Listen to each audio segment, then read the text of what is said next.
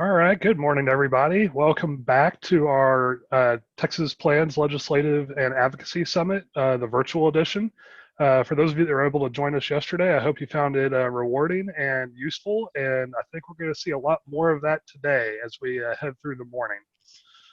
So this day is going to be a little bit more characterized by, yesterday was about where we've been. This is kind of where we're going, more or less. So we're going to be kicking off today with some discussion of the dynamics of the 2021 legislative session. Basically, what's the session going to look like? What are some of the changes we're anticipating in the literally how the legislature does business, but also any changes in leadership, approaches, and things like that.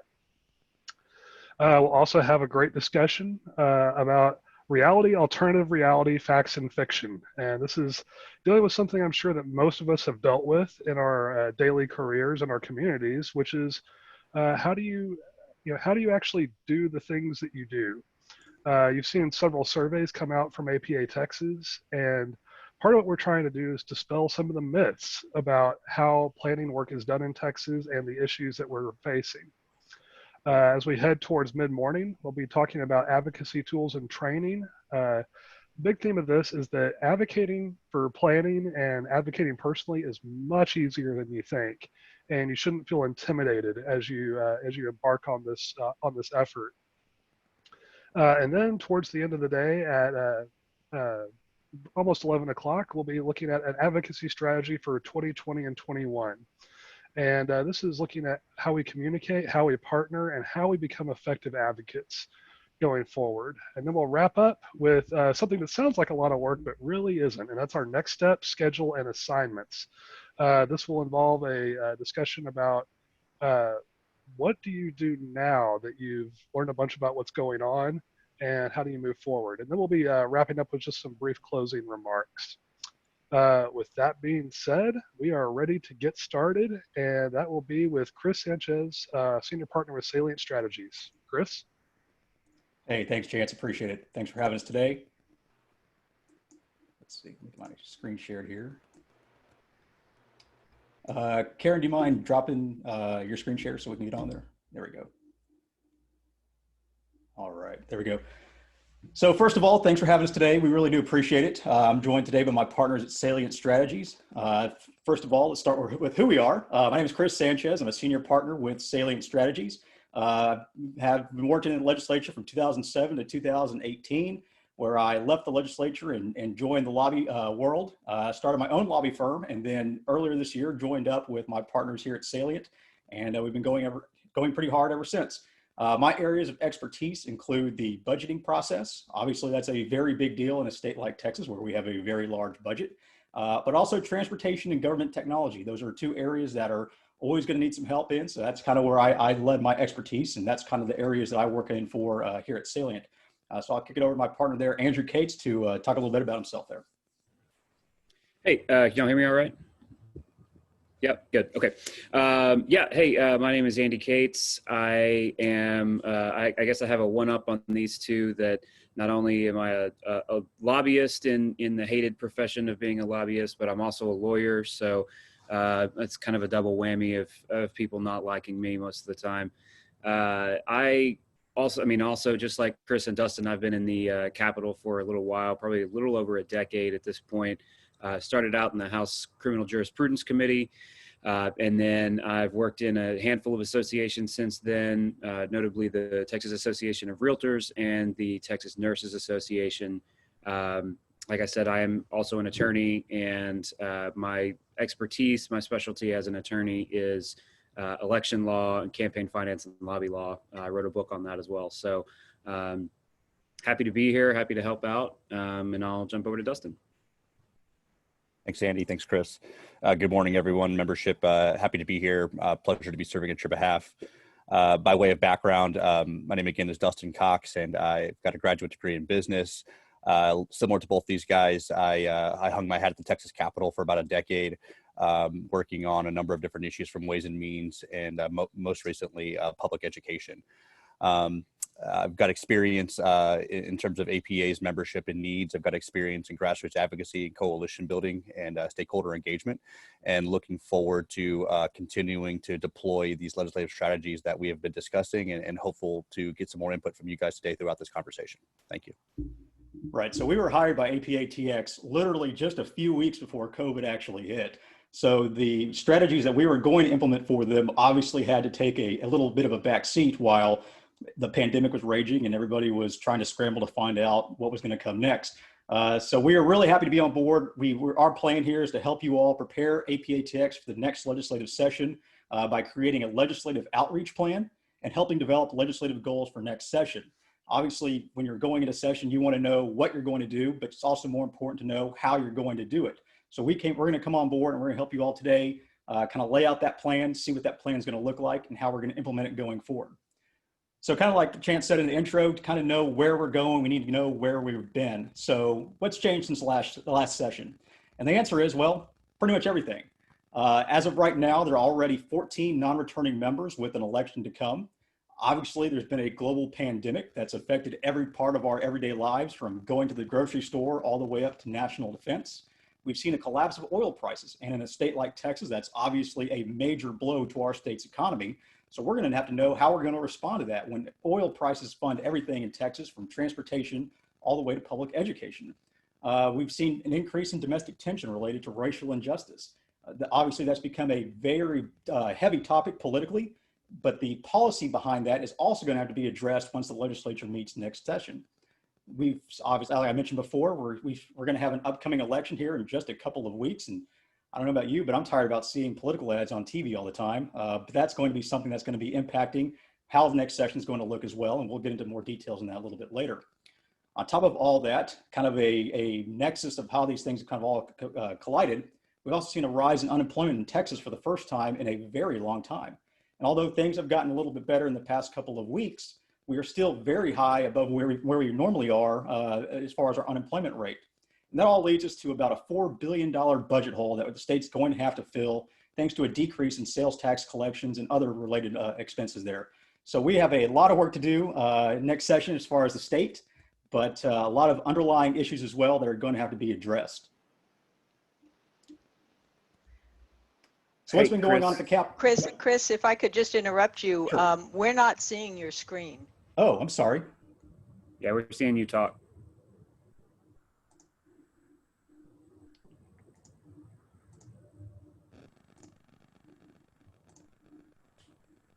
There we go. Sorry about that. There we go. Thanks. So then the question is, what's been going on at the Capitol? And the answer is, well, not much. The Capitol has actually been closed to the public for going on 3-4 months now. Lobbyists can't get in, staff can get in, but in very limited numbers. So not much has been going on. There have been no interim hearings that have been going on right now. There have been no budget reviews, and there's only been one sunset meeting. The interim hearings are important because that is when the legislature actually develops priority legislation for the next session. But because they haven't been meeting, we don't know what they've been working on. We don't know what that legislation could potentially look like. So that leaves us very far behind in knowing what the priorities of the legislature are going to be in 2021. Also, no budget reviews. We don't know what budget cuts are going to look like. We know they're coming.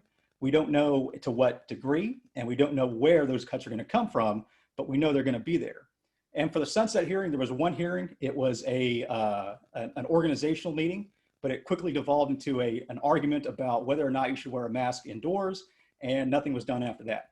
So the legislature is far behind as far as their timetable where they usually are at this point in the calendar. So we are trying to catch up. We are trying to get there, but nothing much has been going on. So where does that leave us going into next session? Well, as I mentioned, none of the interim committees have been here working, so we don't really know what's going on. Every policy decision right now has been going through the governor's office through executive orders.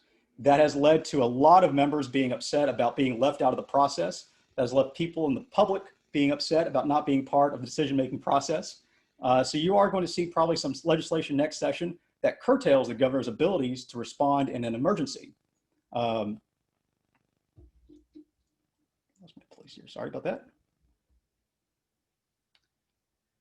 So while the governor's response through executive order streamlines the response process, obviously it does not have it does have some drawbacks as well to how we respond. But so far we don't really know what's going to be going on next session.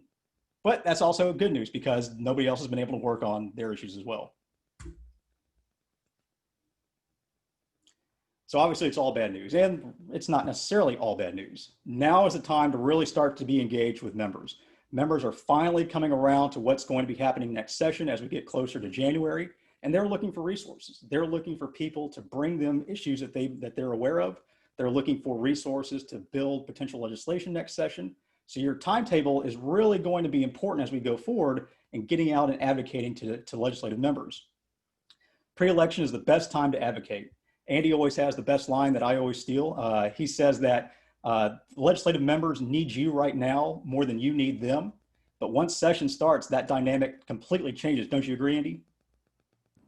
Absolutely. Yeah. I mean, the second that they get elected, now you need them more than they need you. So, you know, you need them to pass bills for you, stuff like that. So, you know, between now and November 3rd, get in there and get in and talk to them as quickly as possible, because they are really dying for your vote right now, especially with the looming, you know, pandemic voting being completely unpredictable as it is right now. That's right. And right now there are some members that don't have a general election. They won in the primary, and they have a clean skate all the way up until session. So we know they're going to be there. For these incoming freshmen, it's very important to identify who they are and get in early, because they are a sponge right now. They're like a small child. They will take in any information that you give them because it's the first time they've heard it. And if you're the first one in the door to present information, that's how they view their legislative viewpoints going forward. So it's really important to identify, first of all, who those members are, where they are, and to get out there and be the first one through their door once we're available to, virtually or not. So again, as I mentioned, it's not all bad news. Competing groups, particularly anti-city groups, are dealing under the same circumstances that we are. You know, they haven't been able to get in and use their political clout to try and push bad legislation because no one's been at the Capitol. So it is an even playing field for the first time in a long time. No one really has an advantage at this point. So it's time to try and take that advantage and be one of the first ones to really get moving once we can, virtually or not. So to begin talking about the session, it's important to know the most important thing that the state does, and that is pass a budget. It is the one piece of legislation that the legislature has to pass. They are constitutionally required to pass a budget, because if they don't, then they have to come back and try and do it again. So it is in their own interest to try and pass a budget as quickly and as effectively as possible during session. Due to the biennial nature of our state legislature, we meet only once every 2 years. We write a budget for 2 years. As you can imagine, trying to predict what the economy is going to look like 2 years from now is an inexact science. Obviously, nobody saw COVID coming, and if they did, they should have said something, I guess. But that is one of the pitfalls that we have here in Texas when we write our budget, is that we're trying to figure out what's going on 2 years from now, and if the state's going to have the revenue to pay for everything that it wants to.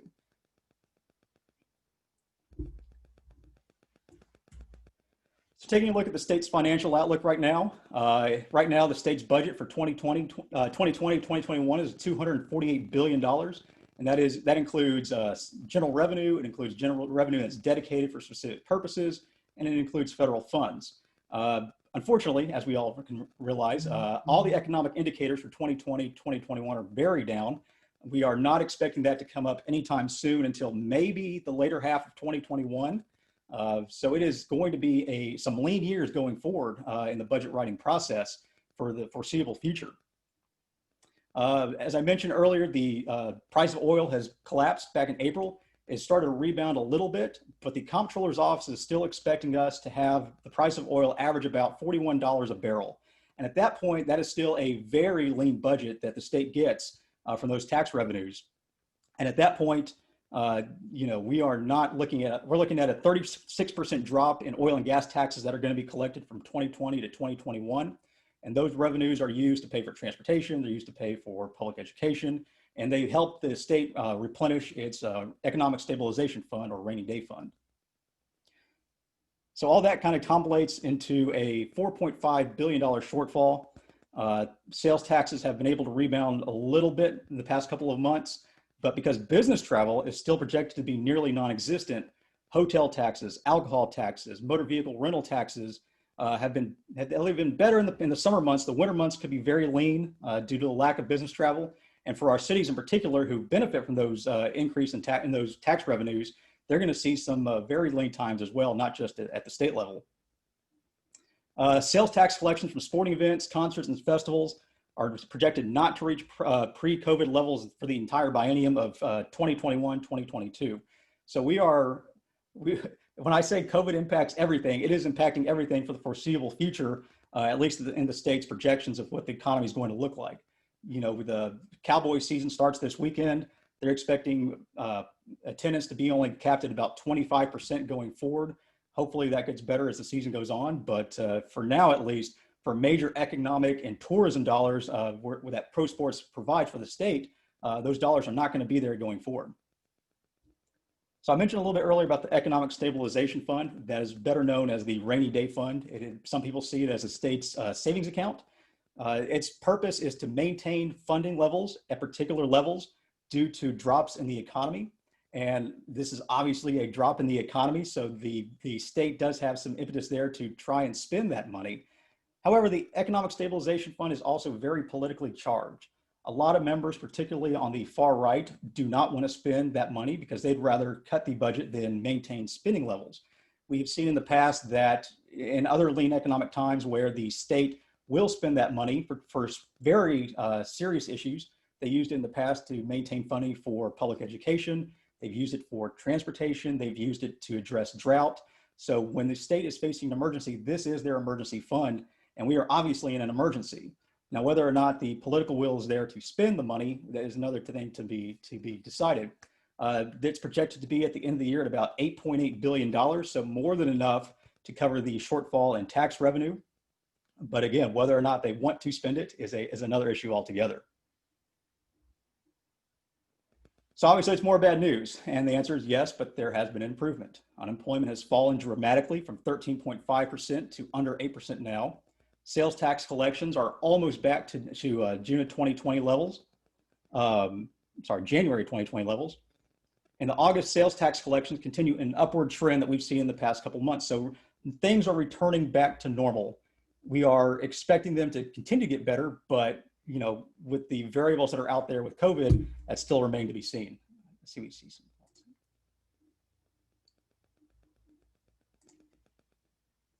So one of the best economic indicators that I've seen, at least, is that home sales continue to increase. In July, home sales were at an all-time high.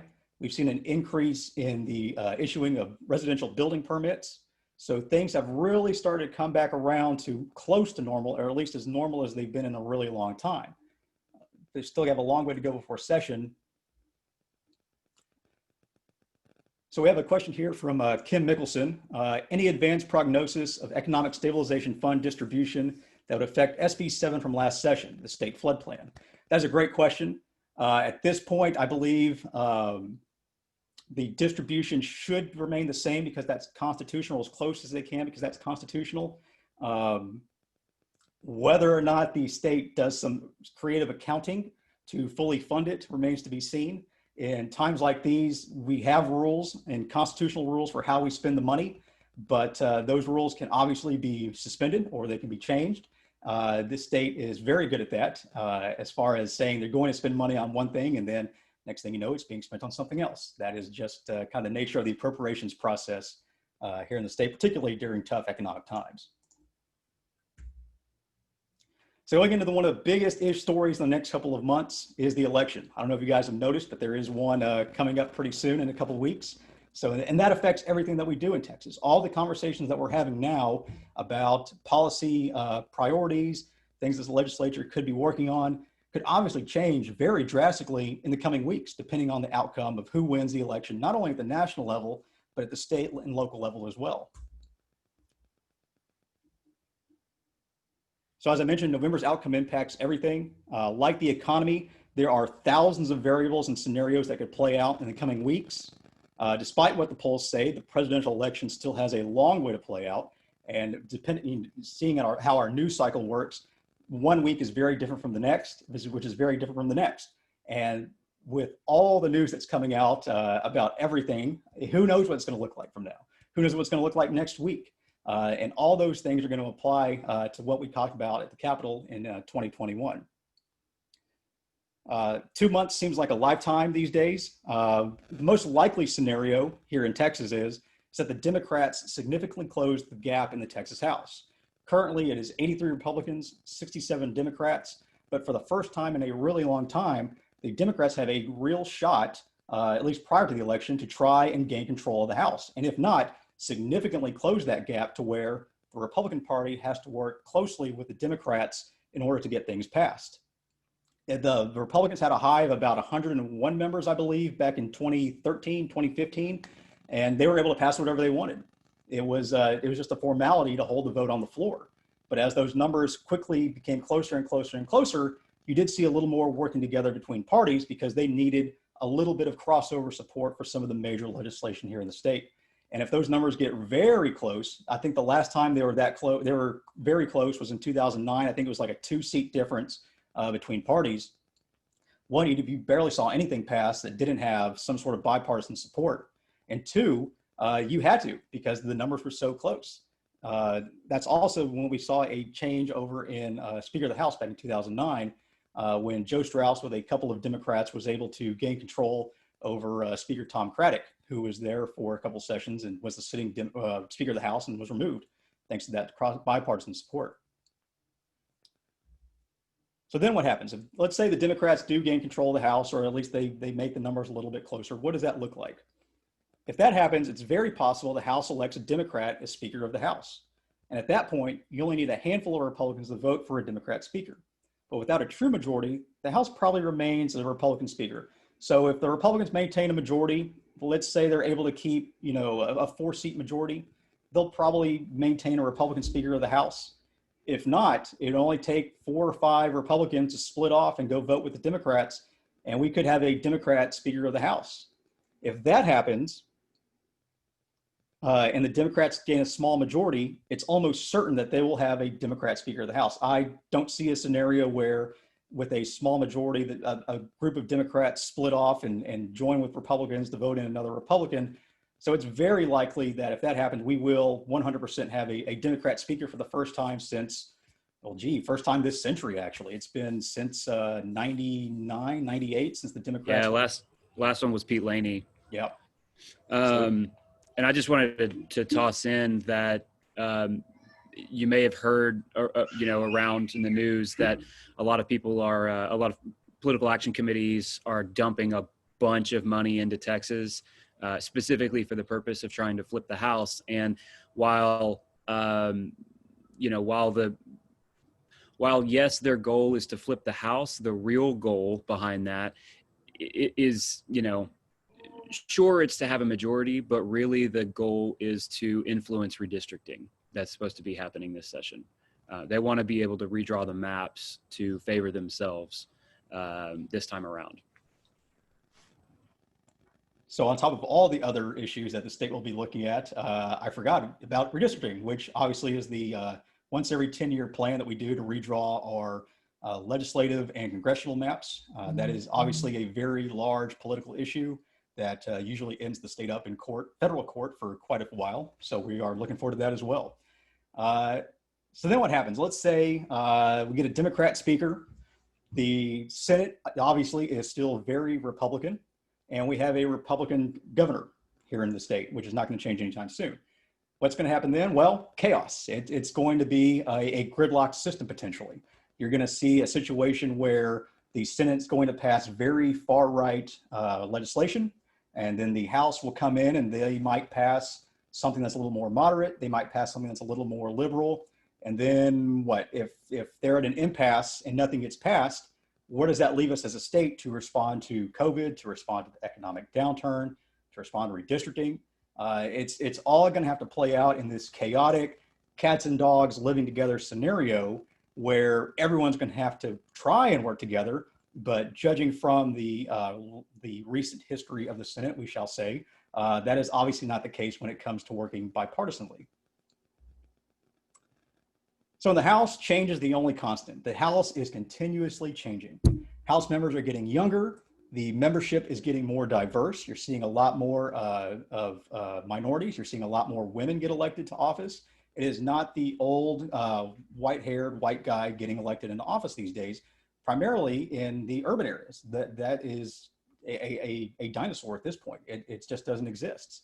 The average length of service in the House is only 4.2 years, so only a little over 2 terms. The reason being is that being a member of the Texas House is a terrible job. You're away from your family for a long time. You don't make any money. You have to deal with everybody yelling at you that you're wrong. So why would anybody want to do this?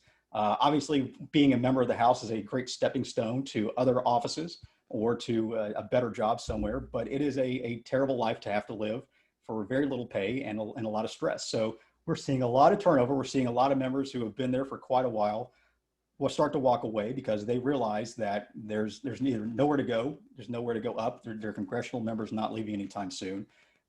They've just had enough and just decided to walk away. So that's good and bad. You know, there's a lot of historical knowledge that's leaving the building in the past couple of sessions. It's good in that they're used to doing things one particular way. So, I mean, it's bad that because they're used to doing things one particular way, but it's also good because they're gone. They're not there to be an impetus anymore to what has been trying to be going on for quite a while. So some new ideas and some new members are starting to take hold, and it's become a little bit easier now to try and message to these new members, particularly for guys our age, you know, because they're us. They're in their late 30s, early 40s. They have kids in school, and that's how we message. We message to those folks very effectively because that's what we know. That's the folks that we're used to dealing with in our normal lives. And I think another takeaway from that, Chris, if you don't mind, is again, to kind of tie it into your earlier points, that the time to cultivate and engage these relationships is now, especially with these turnover and these races. Getting in and formulating these relationships right now is the time to do so. And it's impressed upon more and so by seeing the type of change that you're seeing in the House and other areas. Absolutely right. So what about the Senate? Well, the more the House changes, the more Senate stays the same. They have very little turnover. They do have a couple new members this time around, but it's still a heavy Republican body. I did put some asterisks there because there is a huge caveat that could play out. It's a slim possibility, but I think it is still a possibility. If the president wins re-election, it's been talked about in certain circles that Lieutenant Governor Dan Patrick could go to Washington in some capacity. And if that happens and the lieutenant governor leaves a month before session, let's say, where does that leave the Senate then? I'm not too familiar on Senate procedure at that point of what happens when a lieutenant governor resigns before session or during session, how they're going to play out. Who do they elect then to become lieutenant governor, or acting lieutenant governor, I guess, which is a statewide office. That is a huge story that not a lot of people are really aware of right now. But if it plays out, you talk about throwing a wrench in the session, that it will, in my opinion at least, completely derail the entire process going forward if the Senate is without leadership, because the lieutenant governor in Texas has a lot of power. Some people say they're actually more powerful than the governor themselves, because they are the ones that solely decide what bills come up on the floor of the Senate. And I don't know about you guys, but if that happens, are you aware of what the process would be? Are you asking me and Dustin? Yeah. Crap. I think if I remember correctly, Speaker Pro Tem steps in as Lieutenant Governor, essentially, and then they either confirm the Speaker Pro Tem, or the President Pro Tem of the Senate, or they elect somebody else in from their own membership, and then that seat is essentially open the next time around on the ballot. That's what I think that's right. But yeah, I do election law for a living. I don't know. Yeah, if the election law expert, the guy who wrote the book on, doesn't know, obviously you can see what kind of a wrench that would be into the entire process going forward. No, you're right, Andy. The Speaker Pro Tem does it, by my recollection as well, and then I think they kick it over to the next general election and place it on the ballot at that point.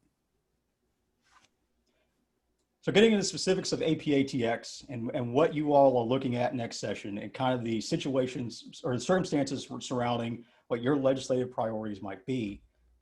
First and foremost, I hate to be the bearer of bad news, but local control is dead for now. Recent sessions obviously have been very unkind towards cities, and particularly how cities can operate under their own jurisdictions. The state has, in my opinion, pulled back from, we are a strong local control state. We can govern ourselves better than anybody else can. Obviously, they say that to Washington, D.C. all the time, or at least they used to, but that is not applied to cities. The state has curtailed the abilities of cities to do what they want and how they want very severely over the past couple of years. We saw it with the basic complete repeal of annexation abilities by cities. We see it in the shot clock bill, and we see it in the building aesthetics bill that we talked about a little bit yesterday as well. The ability for a city to decide what building materials are not to use has been at the core of what a city can and can't do for a very long time in the state. And for barely a whimper, that ability has completely left the cities. Kim Mickelson had a question: has the Senate and the House changed roles? It used to be that the House ran around trying to pass crazy bills, and the Senate was the experienced group that was realistic and moderated legislation. Now the Senate has been coming up with aggressive, crazy bills, and the House ended up being more responsible but inexperienced. Absolutely 100% correct. When I first started in the legislature, the Senate was they were the guys that drank brandy and smoked cigars in the back room, and they were the adults, and the House was basically like a battle royal. Basically, the last person standing was the winner. And those roles completely changed a couple of sessions ago. The Senate became more politically charged. It became less collegial. And that is where the real fights happened, partisan-wise.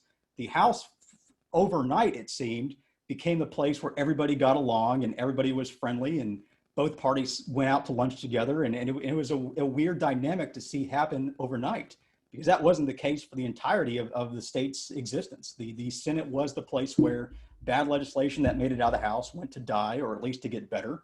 But that is not the case anymore. Bad legislation that comes out of the House gets rubber stamped in the Senate, and the next thing you know, it becomes law. So there really isn't a backstop anymore that it used to be. The Senate used to backstop everything that came out. The House has done a better job, but it's a little bit harder with more members to try and keep the bad stuff out. But they do a pretty good job, depending on the circumstances of how many people are in the House. But that is absolutely 100% true. So as I mentioned, recent sessions have been very unkind to local communities. COVID-19 obviously has made it much more worse. We've seen the abilities of cities to determine how they respond to COVID be completely eliminated, and eliminated through executive order, I might add, not through legislation. But you are probably going to see next session some bills that try and make those limitations more permanent by actually passing bills and not just leaving it to executive orders. So for the meantime, as I mentioned, local control is dead. I don't see it coming back anytime soon, unless there is a change in House leadership or party control at the state level, where maybe you start to see some things start to be rolled back. Maybe not entirely next session, but you might see a couple of tools be put back in the toolbox. But that is a possibility. And quite frankly, the only scenario I see where cities can start to govern themselves a little bit more would be a change in party. But for APATX, there's a chance. There's a chance to really impact the situation going forward. When we first met with Chance and Mike to talk about APATX, one of the first things we did was ask people at the Capitol, well, what do you know about the American Planning Association of Texas? And the response we got is, who are the planners? We don't know who that is, which is good. That's actually a very good thing, but it could also be a little bit of a drag to what you're trying to do. But you're new. You don't have the political stigma attached to your name yet that some associations and groups do have that have become nuclear at the Capitol. Nobody would want to touch some of these groups because they've been very vocal in opposition to certain legislation, or they bet against the wrong horse in an election, and the person they were very much in support of didn't win. So you do see some groups that expend too much political capital and they bust out, and members don't want to work with them. They don't want to carry their legislation. But because you're new, you have the ability to determine what your legislative future is going to be at the Capitol just by merely showing up. by showing up is half the battle. I say that all the time, but it's true at the Capitol. If you're there and you're present and you're visible, you determine basically what your future is going to be. You can have a chance to change the tone of the conversation regarding cities. Right now, cities are an easy punching bag. They are seen as faceless, bureaucratic nobodies that are just there to steal your tax dollars and to make life more miserable for small businesses. Obviously, that is not the case. Cities have a very real function in state government and how it all interacts from the local to the state to the federal level. But because of the political tone that has been surrounding the conversation, it has been very hard for the cities to fight back. But to fight back smartly and to fight back effectively are going to be some things that need to be worked on next session. It's going to be very easy for cities to come out and go full bore, attack, when the conversation should really be about, here's what cities do, here's how cities actually help small businesses, here's how cities actually support the local liberties of people in there that live there. There's a way to change that conversation going forward. And that's what we're trying to help APATX do, is how do you change that conversation? And some of the ideas we'll go into further detail in some other sessions later today. But the main goal, though, is to be recognized and to be heard. When we met with Chance and Mike, the main priority that they had going into next session was, we just want to be heard. Obviously, cities were not heard from effectively at the Capitol last session. And that is why we saw a lot of these bills that passed end up passing, because they weren't recognized, they weren't heard. The folks at the Capitol that we talked to didn't know what planners do, what role they have in economic development, what role they have in ensuring that our cities remain strong and that our economy stays strong. They didn't know that. So we have to help them realize what the role is there for APATX.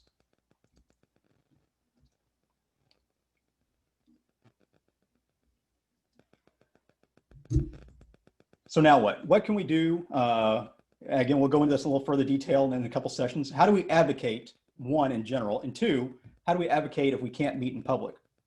And one of the goals that APATX mentioned is they want to be creators of content. They want to be seen as a resource within the Capitol for legislative offices. Because when these bills come to the floor, the members, they're not city planners. Most of them have never been on a city council. They don't know what the effectiveness is of cities, what they are. So by creating content and showing them, here's what's happening in a non-political, in a non-biased white paper, basically, here's what we can do to change the law or make it better. And that is one of the things that we're going to be working on later today, is how do we create content? How do we be seen if we can't be seen in person? Let's see, Chance had a question. My perception has been that facts expertise are not valued in state and federal politics. Our profession is especially based in facts and analysis. What's the path to get them to value our expertise and look beyond? That is a great question. One of the things that I was going to talk about in a later session, but I'll talk about now, is you want to be seen as a personal resource to your elected official. Members as a whole, yes, they don't respect facts and expertise, but members on an individual basis do. There is a lot of, I hate to say this, and I'm probably getting in trouble for saying it, but there is a lot of groupthink that happens on the floor of the House once they get to a vote. You need to get to them before they get to that point. And when the bill comes up on the floor dealing with building aesthetics, let's say, and it's something that you've talked to your member about one-on-one, virtually or in person, they know to try and call you or email you to ask for your opinion on those issues, because they respect it by that point, because you've built that relationship with them. 99% of what we do on the lobby side of things is relationship building. It's knowing who to call, when to call, and having that relationship with the members outside of the building. Once it gets to session and you're trying to meet with your member, it's too late at that point, which is why going forward, it is so important to start building those personal relationships, because at the end of the day, all politics is personal. We say it's local, but it's really all personal relationships, because if the members know who to call and they respect you and they respect your opinions, they will take those into account when they make their votes on the House floor. And beyond that, there are individual members that may not be your representative or your senator from your area that, Chris said that there is a lot of groupthink on the floor as they go through all of this. I think that's right. And I think it's probably going to be even more pronounced this time around if any of this ends up going virtual. And that there are certain people that are deemed by the House members themselves, they're deemed by their peers as the experts on a given issue. And everybody pretty much defers to them everybody with much of a brain. There are always crazies that go rogue, but most people defer to them on matters of that industry. So like, like I had mentioned that I was with the nurses previously. Donna Howard in Austin is a nurse. And so pretty much everybody, when anything nursing came up, turned around and looked at Donna. How is Donna voting? Okay, I'm voting that way too. So if you can, and this is our job, but if you can recognize and identify those clusters, then you can find the one person that's going to drive that cluster vote and, help out a whole lot. That's right. The way members usually work when they're freshmen is they're told, find an issue, find a topic, and become the expert in that area. When I worked for an incoming freshman, we became experts in government technology. So when we're trying to pass the budget and the agencies were trying to decide how much they wanted to spend on new computers or new software, and the conversations were happening during the budget debate on the floor, members came to our office because we knew what the needs were and what the technology was on a very niche topic. But it allowed us to become heavily involved in a very important topic as a freshman office. So you're right, Andrew, trying to become an expert in something or finding a member that has an interest in these areas and help them become an expert will pay off in the end. Let's see, Abra had a question. We really struggled with tracking amendments in the last quarter of session. Any tips for tracking amendments in a less than transparent context? Couldn't even get them from the House Committee Coordinator's office. That is the $1 million challenge. That is what makes a good legislative professional is knowing where and when those amendments are coming from. You're right. In the last quarter session, when they're hearing hundreds of bills on the floor a day, it is very hard to keep track of those amendments as they happen. There are some legislative services that provide those for a very, very hefty fee. They can get those for you. But other than that, it's being ingrained in the conversations at the Capitol and knowing beforehand when those amendments are going to come. For some of the priority legislation, they have rules on the House floor that you have to file amendments 24 hours in advance. That's kind of rare. That's usually for just the more important bills that they pass calendar rules on. But other than that, it's just knowing the people, knowing the process, and maybe even ponying up the money to have a legislative service track that for you. Chance had another question. So to help everyone on this call, I think part of what you are saying is that our members should approach as personal constituents rather than a monolithic organization for best effect. So our role at APATX is to develop information that we then use individually as constituents to build relationships. Obviously, we'll still be engaged as organization leadership, but the real drive is at the individual level. Yes, absolutely. I'll give a spoiler alert here. That's going to be the topic for one of the conversations coming up.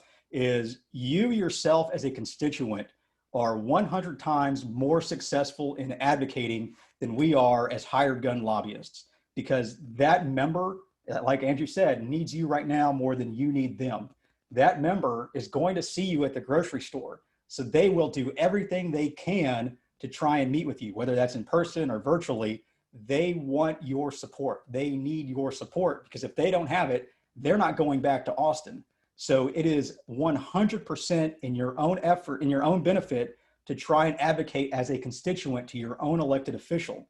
Because like I mentioned earlier, once session comes up and they've met with you before session started and a bill comes up during session, they'll know, okay, this person came to me and they talked to me about this issue. What do they think about it? And that is the end goal. We want the members to think before they vote on a bill that deals with cities, who did I meet with on this issue, and how can I contact them and get their opinion on this particular bill? And that is the end goal. That is the that is the way that you are successful at the Capitol, is not really at the major 100,000-foot level. Some of the larger associations can because they have the money and the resource to do that. But for everyone else, it is one-on-one. It is hand-to-hand fighting, basically, member to member, individual to individual, to try and get that message across. The kind of overarching leadership for APATX can be there to direct what that message is, but the actual delivering of that message is most effective when it comes from a constituent. So that last point there, obviously, become the expert. That's kind of been the topic here for this little bit of our conversation is you want to be the person that that member turns to once a bill comes up that they may not know about. You know, as we mentioned earlier, members look to each other on how to vote on certain things. And if a certain group is able to be more effective than another to communicate their message, and that member has a particular key member that they have, and everyone turns to them on how to vote on an issue, they're successful. That's how it works at the Capitol. So we are right up on time, I think. Other questions or answers? Obviously, guys, if there's anything you guys want to throw in there. I guess for us, what do you guys see going forward? Obviously, the next session is not going to look like another session. It's going to be at least a little bit virtual for us. So how do you guys think that's going to play out on the lobby side of things or on the advocacy side of things? Well, I mean, it's going to be one of the most unique and difficult experiences I think that the lobby has ever experienced, honestly. You know, like you said before, you know, we make our trade on relationships, and if we can't walk around the Capitol and pop into offices and just sit down and pop in and talk to people, if we've got to be, you know, God, it's loud, sorry. If we've got to be gatekept by somebody and, you know, not be, you know, have to send an email or try to call somebody and wait for them to pick up the phone, that makes it, you know, significantly harder. But it is going to, you know, we talked to, the three of us sat down and talked with the literal #1 top lobbyist in the state a few weeks ago. And I asked him that question and said, hey, you know, we all know that you have every single legislator's cell phone number in your pocket. We know that. So how would anybody else compete with you in this time? And he said, you know, I've gotten to the point where I am big enough that I have all the members' cell phone numbers, but I don't have any contact with staff anymore. So if y'all can get, you know, contact to staff the way that I have contact to legislators, you're really going to be able to compete. And so we took that to heart. We spent 3 or 4 weeks developing a full database of all staff members in the Capitol and getting personal emails and personal cell phone numbers for all of them so that we can be ready when other people are not. Yeah, that's a great point. Going forward, obviously cell phone numbers and email addresses are going to be worth their weight in gold. And when we talk a little bit later today about advocating, one of the things we're going to talk about is making sure you get contact information from the person you're meeting with, because it is going to be very key going forward to deliver our message. There's one last question there, and then I think that's it for us. Would you consider TML one of those? Would you consider TML one of those entities that has a political stigma? Are we going to need to distance ourselves from them to be effective in reaching legislators? That's a great question. I mean, I have an opinion. I think the answers to those are yes and no. I think that they might have a stigma, specifically to those legislators that were attacking local control the last time and possibly this time as well.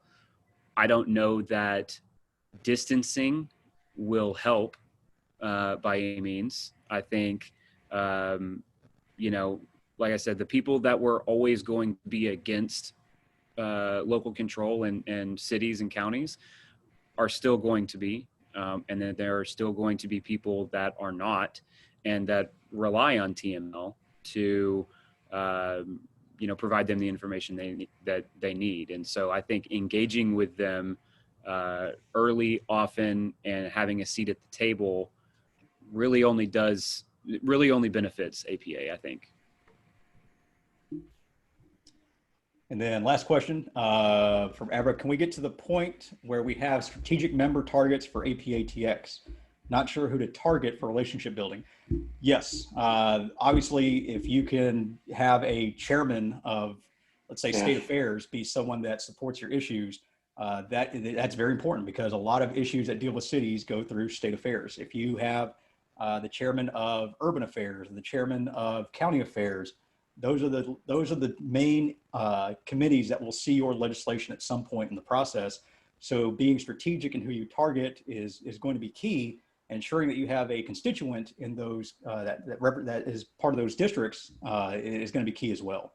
So yes, hopefully that is where you get to as far as a point. Yeah, and I think tactically too, to kind of maybe help expand upon that thought, ourselves will be tracking the election in these races and helping identify some of these target stakeholders. And that's also some of the purpose of the survey that went out by Karen and other members a few weeks ago. And so as we kind of analyze and compile that, I think that we can kind of help, start to create a short list if there's needs there. And as Chris has alluded to, throughout this conversation, our business cards and email addresses are there in the background for you as a resource for any time that you guys have questions or need some guidance. Thank you to our panelists. A very great first session for us this morning. And next up, we have reality, alternative reality, facts and fiction, with Karen Walls with Strategic Community Solutions and Craig Farmer with Municipal Planning Services. Thank you. Interestingly enough, can you hear me? Hello? Yes, we can hear you. Okay. I'm logged in as Kim Mickelson. I'm not sitting in her living room or her office. That was the link I was given because I couldn't find it, my link in the Gmails this morning. So anyway, so yes, the best thing about being Kim Mickelson this morning is I can run around and say insulting things about all kinds of people. And so just to clarify, this may be part of the alternative reality that we're talking about here. I don't know.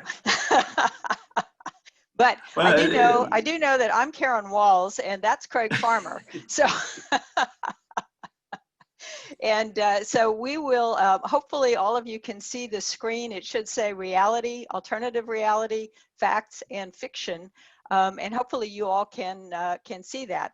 That was a great session we just heard, and part of that discussion had to do with the facts and the perceptions that people have in the legislature, and that relates to cities and to planning, as well as all the other kinds of issues that the legislature deals with.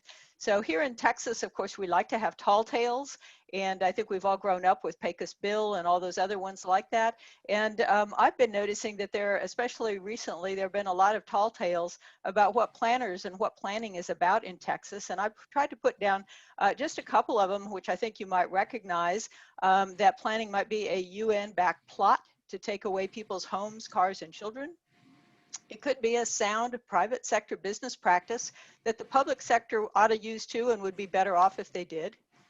It could be just diabolical bureaucrats and the people that just want to say no and try to block everything good that might happen in the state.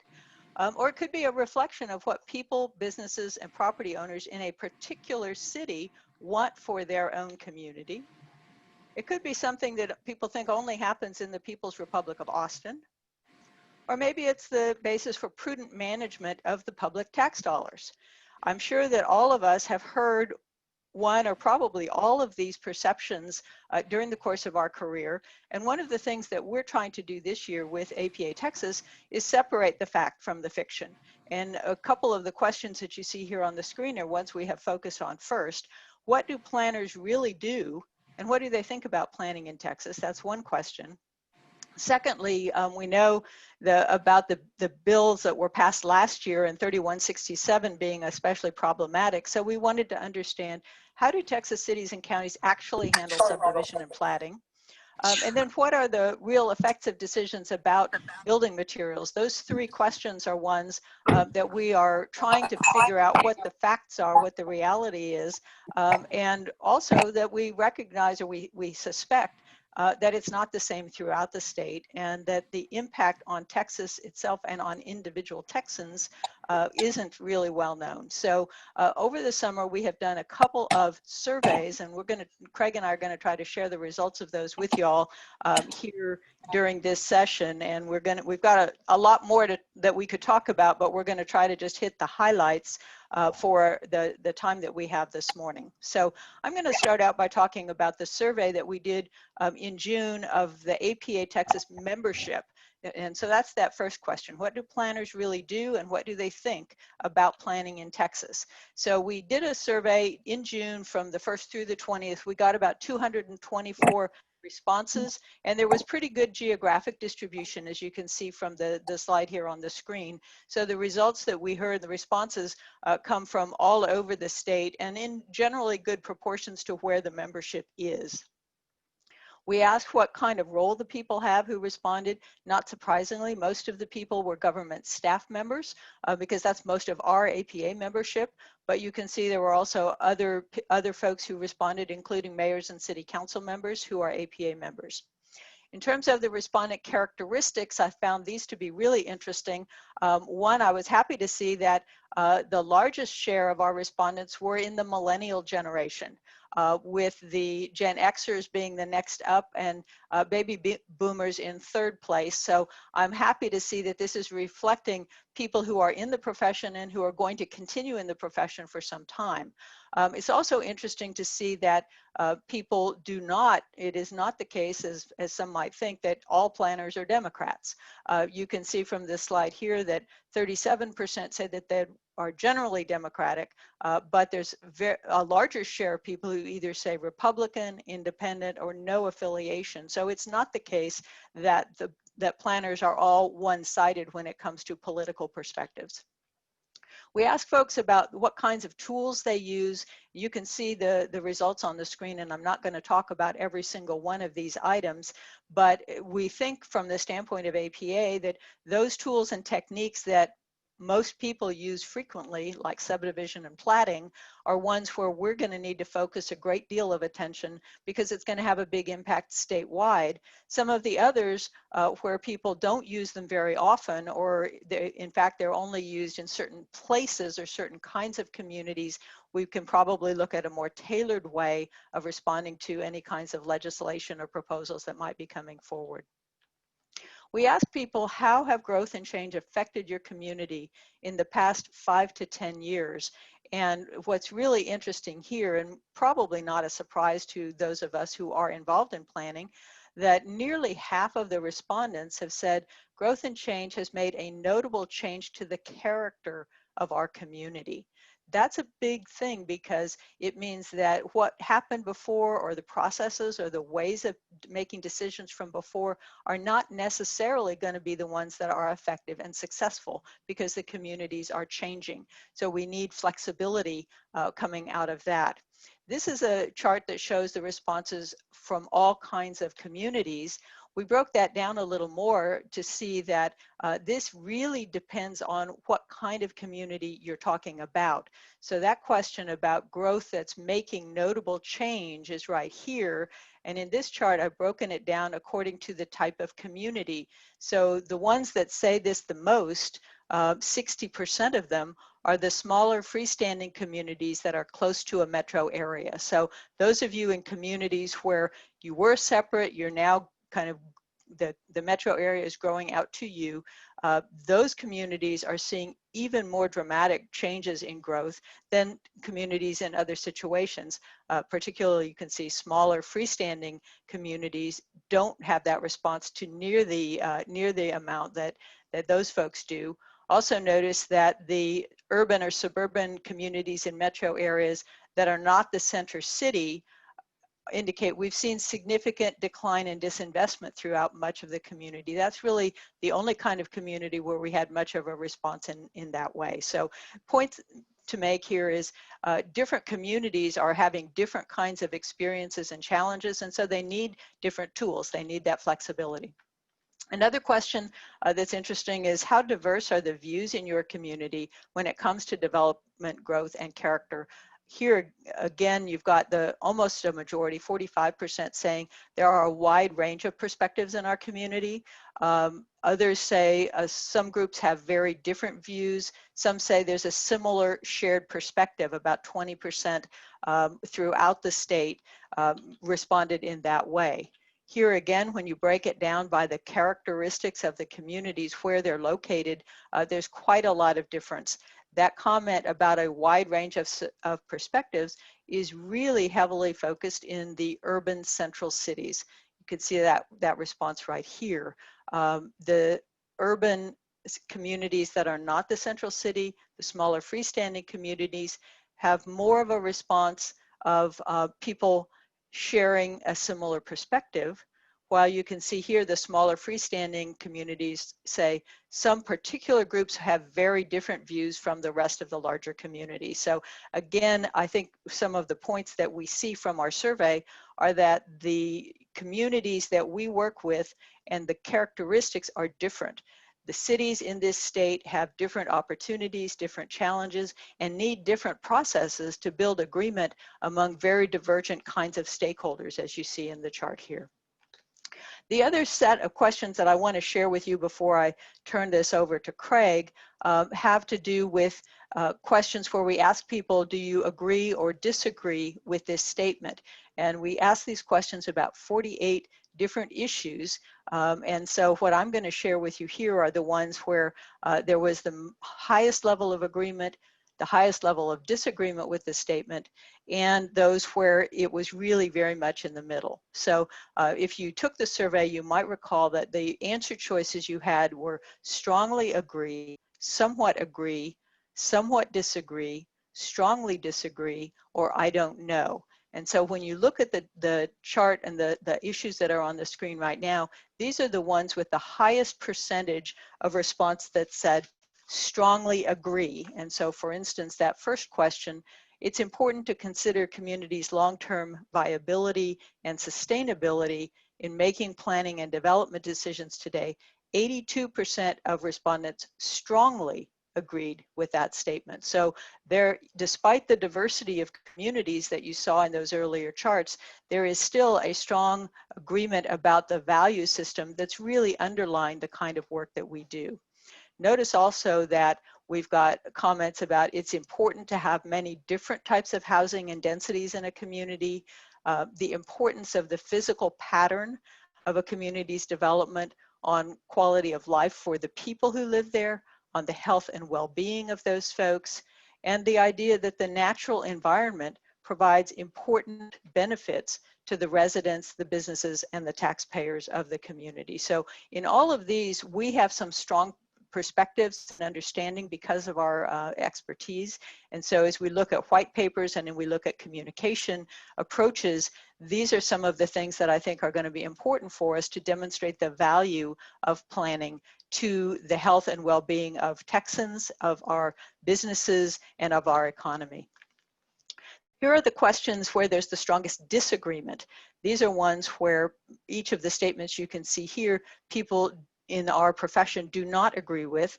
And just looking down here at the tail end, 54% of people strongly disagreed that aesthetic regulations stifle economic development. So as we look at communication and messaging and information that we want to share, we want to look at backing that up with the information and the anecdotes so that we can dispel the perception that I think many people in the legislature may have about that connection.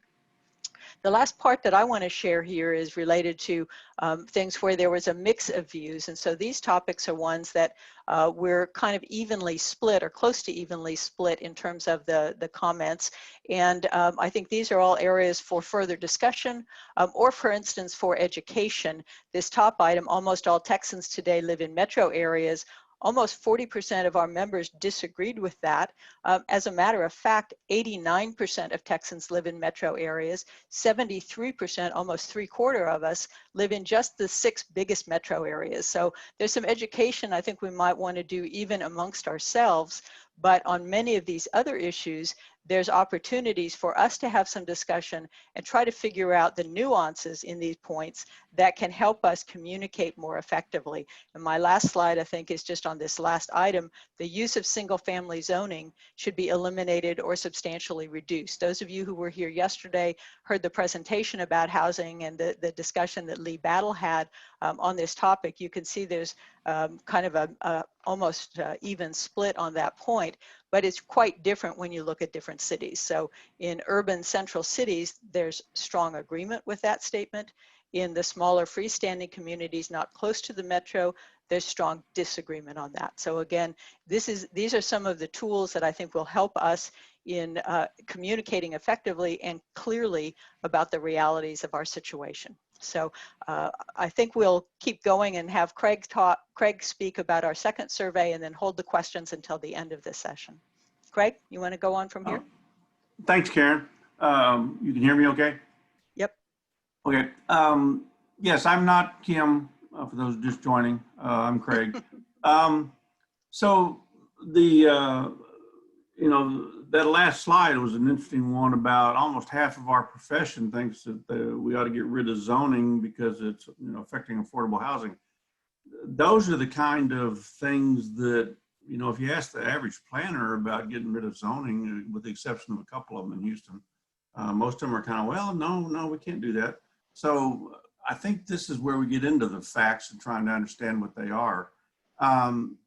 We just sent out a survey, next slide, to about 245 people at 175 cities. Now, we had to scrub our mailing list for about a week, and we're gonna talk about that later today to get the names of people to send this to. So we sent it out to about 175 cities and 54 responses so far. We're leaving the survey open. We just did Karen did an analysis of the survey and to take a look at the results, but we intend to get a much bigger number because if we're going to go to legislators with it, we need to be able to say we got the results from 175 cities. Anyway, so we sent that out, and it's interesting the breakdown. We did get results, a substantial number in the 50 to 100,000 range, but even bigger numbers in the population ranges of about the 100 to 250, but also in the 5,000 to 25,000 range. So, so the survey we're hoping will represent all cities, not just big cities or medium-sized growing cities. We wanted to get a good result. Next slide. So this is some quick analysis, and there's actually a few flaws in some of this because the computer just generated some of these tables. And Karen will diligently go through the SurveyMonkey and come up with better graphics that document things. But we looked at all the different plats that various ordinances provide for. The column there under staff approval shows that amending plats and minor plats, a number of cities, almost all cities, allow the staff to approve them. And then obviously final plats, P&Z approves, but of the surveys we sent out, almost the same number approve a final plat at the council level. So that was kind of unique. Next slide, please. So we asked, do they have a defined filing date in the ordinances because of the shot clock? And the response was a little over half do have a defined filing date. And the others rely on Chapter 212 and just interpretation of it. Next slide, please. Interestingly enough, though, over 60% of the cities use the complete test to determine when it's filed. Some very few say not when it's submitted. Usually some cities, about 15% say submitted and they turn in the fee. So there's quite a few people using completeness, and we got a little better analysis of that a little further down. Next slide. This is interesting. About 50% of the cities that responded said they used completeness, the Chapter 245 determination with the 10-day response, before House Bill 3167. But about 30% added the completeness determination of whether a plat was filed after HB 3167. So now that's where we get almost 80% using the completeness. We did have 5% didn't even know what it was. But that's interesting because now, because of House Bill 3167, a number of cities have started using the statutory definition of a complete application to determine filing. That I don't know that that was what the sponsors intended. Next slide, please. Approval time, including revisions, applicant revisions. It's a little hard to see, but the majority of plats are basically approved within the 30 days and absolutely within the 60 days. There's all different kinds of plats. Obviously, vacating, amending, and minor are easy to get done in those time frames. But I think that's interesting. We're going to do more analysis. Next slide, please. This is the better slide. If you take out the time used for applicant revisions, almost all of the documents can be approved in 15 to 30 days. So this is an important one that we need to drill into more to say, hey, if it wasn't for the applicants, we could get it done in 30 days, no problem. It's the applicants cause the problems. Next slide, please. This one was a little surprising. We've been advocating that people start exempting some things from the platting process. For example, combining two platted lots. In some cities, that's a full-blown plat. Some cities it's minor. Nobody has changed their exemptions from House Bill 3167 to make it easier on the real simple deals. Next slide, please. Approval of plats before House Bill 3167. I'm going to go through these real quickly, but bottom line, applicants rarely mention 30-day approvals before House Bill 3167. Over 90% of the plats were approved within 60 days, 85%. These are opinions of people in charge of the process. Over 85% of the respondents said that most plats were approved within 60 days. Needing multiple resubmission, 78% agreed, said, yeah, plats quite often you have to resubmit them multiple times to get them through. The applicants do. Applicants ask for a lot of continuances. The drainage and traffic impact analysis and stuff, they delay plat approvals. Slightly over half agreed with that. Plats and plans submitted to different departments to speed it up. There was strong disagreement. Again, they felt that if you submit to just the one department and they distribute to other departments, it was sped up. Also, huge disagreement that plats were often backed up to lack of staffing. Staffing of the respondents we had was not an issue. Next slide, please. After House Bill 3167, this is an important one because I think this is what we're going to need to get with the bill sponsors and say, look, check what you've done. And they've actually been complaining to the Attorney General about this, that 82%, 83% of the directors that we surveyed said that the House bill has imposed more front-end work on the applicants, not necessarily on the city. And then more plats are now being denied with reasons because you can't table them. 71% agreed with that. And most plats now approved with conditions in the timeframes. 65, 66% are agreeing. I know John Ledler told me that in Frisco, in his opinion, that it's actually kind of streamlined the process because the applicant has to get things more in order, and it's working better for them. A couple other important ones, the completeness review process. The opinion of the directors was it was not delaying the process. It was actually speeding up the process once the application was complete. And again, they're saying that plats after House Bill 3167 are still not being delayed, and that the number of plats that were approved statutorily because it exceeded the 30-day deadline, almost 90% of the directors said, no, that's not happening. They're still keeping it within the timeframes. Next slide, please. This is plans. I'm going to go over this fairly quickly. This one I think is important. We're going to have to figure it out a little bit better, but this is cities saying these plans, not plats, plans need 30-day approval deadlines. Construction plans, some have said land development applications. There's a few even that have said, you know, just processing a construction waiver exception has a 30-day time limit or clause. We're going to have more discussions on that. The attorneys are basically saying that if anything that gets approved by the municipal governing authority, including some plans, not all plans. So that's an interesting statement there. Next slide. Again, if you exclude the revision times, almost all of the plans are approved within, let's call it 45 days to be safe. Next slide, please. A couple interesting questions. One, how many cities have renamed engineering plans and calling them engineering drawings or construction drawings in response to the 30-day approvals? Actually, about almost 10% said they have done that.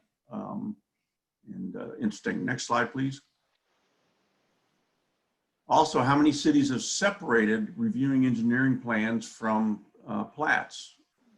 And the percentages on the side are a little awkward on this one just because of the computer, but it's saying about 48%, almost 50% of the respondents said they have separated the two processes in response to the House bill. Next slide, please.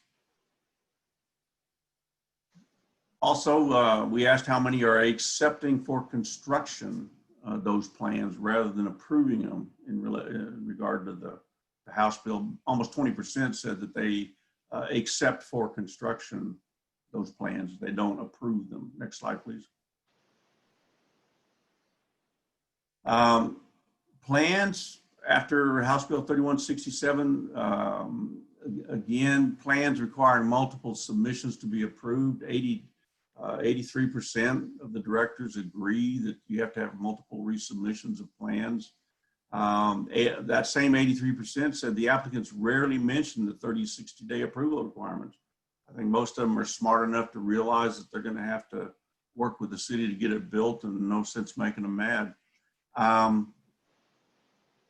The 88% say when they deny the plans, they deny it for all the reasons, but they do say it's difficult to meet a 30-day deadline with the applicant revisions. And however, some surprising ones, we'd heard from a lot of people that sometimes outside agencies, water districts, other groups, make it impossible to meet the 30-day deadline.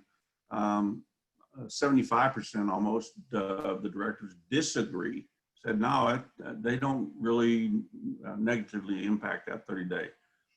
And again, plans submitted separately to different departments delay project approvals.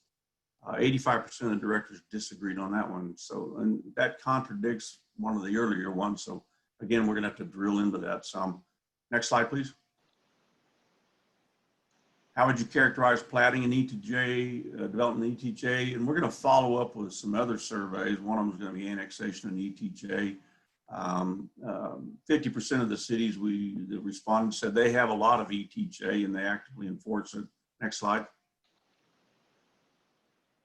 How many serve water and sewer outside the city? Almost 45% serve outside the city. But an additional 25% serve outside the city, but they require a voluntary annexation schedule or agreement. That will probably need to follow up with more questions on a follow-up survey. Next slide, please. So what we're going to need to do, again, to give the factual information to the legislators, we got to get more cities to respond to our platting survey. We're finalizing a survey and we've got a mailing list we're finalizing. to send that same survey adapted to counties to find out about counties. And maybe we'll be able to link up with the Texas Association of Counties. We still need to do a survey on building materials and how cities are interpreting that. Again, a survey on annexation, especially ETJs. And then some of we're going to talk later about trying to get groups with expertise, but we may need to do surveys on disasters. Short-term rentals would obviously be a pretty straightforward survey, but it desperately needs to be done as to how cities are doing it, because you only hear the war stories. Historic preservation, affordable housing, all those may need to have groups sending out surveys on that. These surveys take a lot of work, as Karen can tell you. So we're going to need help on those specialty areas. Next slide, please. And just one comment before we leave this one. Yes, the surveys do take a lot of work, but I think this is really how we can get that information that Chris and Dustin and Andrew were talking about, to be able to speak with representatives individually and to develop that relationship as being an expert in the field, so that when there's something that comes up, they'll call us, they'll call you as a planner. So these are the things that APA is going to try to put together so that you have information at your fingertips to be able to communicate. Yeah, and I'll follow up on that. I realized the benefit of this when it came to some of the tree legislation. I remember back in 2017, there was a strong push on trees, and there's going to be testimony. I don't remember if it was a House or a Senate committee the next day about some of these tree bills. And Karen and I managed to put together a survey, a real quick survey on how cities handle tree ordinances. And we were able to, we sent it out to an email list that we just had. We got, I think, almost 100 cities to respond. And we just were about able overnight. Yeah, we were actually able to testify that the majority of cities let a homeowner remove a tree, or if he has to get a permit, there's no fee for it, or it's less than $35 for a fee, which directly refuted almost everything. And a couple other things, and that may have been one of the reasons those tree bills didn't get very far, especially the way they wanted them to go. So I'm a believer in these surveys, and we need to get that information so we can have it available.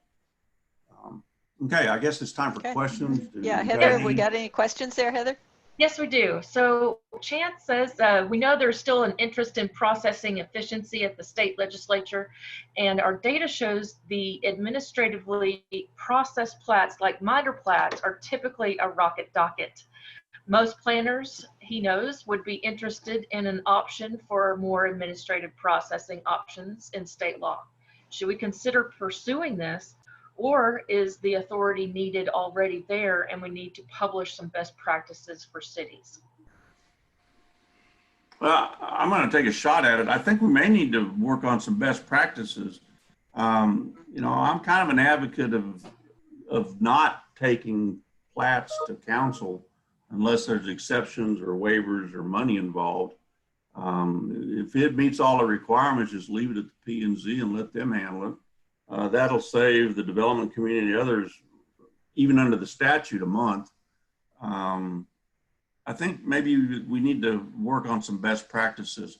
I think we also are obviously going to need to see if there's an ability to adapt the legislation to give us a little more flexibility on some of these things. And again, maybe get some ability to have staff approve some types, or maybe just expand the definition of a minor plat. Yeah, there's things like that. And also I think you can see from the survey the fact that there are a lot of cities that are doing those things administratively. So I agree with Craig that having that best practices information out there could help the cities, and then it can also help us as we communicate with the legislature to say we're trying to do things as expeditiously as we are allowed to do. Right. And again, the legislation came from horror stories about communities just taking their sweet time and slow rolling it, as Chance says. So some of those best practices could get rid of some of the controversy and opposition not opposition, but the uproar about platting and the shot clock. We have one last question. On the other survey slide about how about on how many Texas cities have already making or considering zoning changes that would leave fewer areas for purely single family detached per the national discussion and trends? Mhm. Well, I think that's going to need to be, obviously that survey, and matter of fact, it's not even on the list because at this point it wasn't controversial in terms of legislation, but you never can tell what's going to show up. But maybe there does need to be a zoning survey and affordable housing survey that takes that into account. And I think that's one of those committees of experts that needs to develop that. The other thing I would add, Heather, is going back to the membership survey, and this may be where that question is coming from. We did ask the question or have the statement that says communities should include a variety of housing. It is important to have many different types of housing and densities in a community, and 79% of the respondents strongly agree with that. So I think we didn't ask the question of should the zoning be changed to make it harder to have single family, but from the standpoint of asking about the diversity of housing, there are some other questions as well that ask about multifamily and mixed use and so forth. And I think there is strong agreement on those points as well. So I think we do see support for those kinds of activities from the general population there. And I know we're just a few minutes past our time, Heather, so maybe you want, thank you all for the questions. Yes, thank you very much. Thank you to our panelists, Kimberly Mickelson. Oh no, we're in an alternate reality. No, sorry, Kim, if I said Farmer. anything that wasn't legal. Greg Farmer and Karen Waltz, thank you so much. And we're moving into our next session, advocacy tools and training. And joining us, we have Chris Sanchez again with Salient Strategies and Jason Jordan with APA. Thank you so much. Thanks for having us again. Go ahead and get my screen shared here. Make sure it actually shares this time. It's there this time, okay. Chris. Excellent, perfect. So as mentioned, Chris Sanchez, Salient Strategies, presented earlier this morning, legislative professional for over 10 years at the Capitol, came out lobbied a couple of sessions ago, joined up with Salient Strategies beginning of this year. That's the story, I guess. Jason, you want to introduce yourself real quickly, I guess? Sure, Chris, happy to do it. Good to be with everybody on day 2 of the summit. I'm Jason Jordan. I'm the Director of Policy and Government Affairs for the American Planning Association based in Washington, D.C. That's great. So we're presenting today on advocacy and how do you advocate to elected officials and how do you impact the legislative process? So first of all, it's important to understand what is advocacy. And if good public policy is the end that we're striving for, then advocacy is the means to that end. Advocacy is the act of fighting for something by voicing your opinion on it. But why advocate at all in the first place? And what's the upside of putting in all that kind of work? And quite frankly, why should you care? Why should you care is because decisions are made by those who show up. That's a line I stole from a great show, The West Wing, but it applies to real life. Decisions really are made by those who show up in the legislative process. And being heard is the only way to affect public policy, because when bad public policy is made, it's very hard to clean up. It's very easy to pass a bill and deal with the unintended consequences later. But dealing with those unintended consequences sometimes is much harder than actually passing the legislation itself. So again, why advocate at all? Because those decisions are going to be made regardless of your involvement. Last session, we saw what happens when groups aren't involved on city issues, and we saw some very bad bills that were passed. And now, again, it's going to be hard to deal with that cleanup to try and get those bills to a workable situation or to a better situation. You have to have a coordinated effort when dealing with advocacy, because it's just too much for an individual or a few individuals to handle. It does take a large groundswell of support in order to be truly effective with your elected officials. And more than anything, you should be involved because it has something to do with your profession.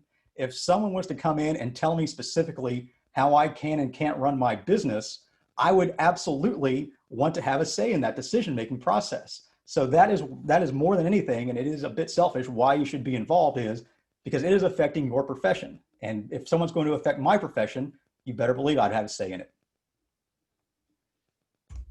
What happened last session? We talked about this in a couple sessions already.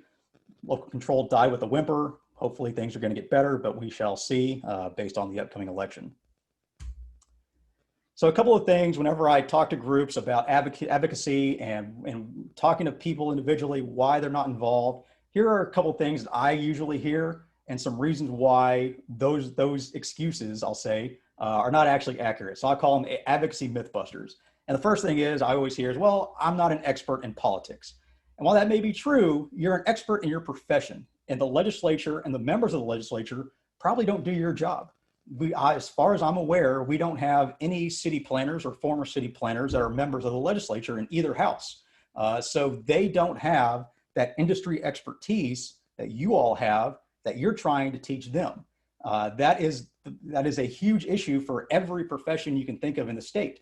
You know, that it's a reason why every group and every profession has some sort of advocacy arm within their associations. Everything from doctors and realtors, of course, being the two big ones, all the way down to carnival ride operators actually have their own lobby group here in Texas. Fireworks distributors and owners of fireworks stands have a lobby presence here in Texas. And the reason is because the legislature is making decisions on those professions. Next thing you always hear is, I don't have the time or the money to advocate. And the reality of that is 30 minutes to an hour of sitting down and talking to your elected officials locally is 100 times more effective than paying someone that is a hired gun lobbyist to go out and deliver that same message. And we've gone over why that's the case. The reason being is that those elected officials locally will do anything they can to maintain support of their constituents because they need your vote. They need you to send them back to Austin or to Washington, D.C., and they can't do their job unless they have the support of their constituents.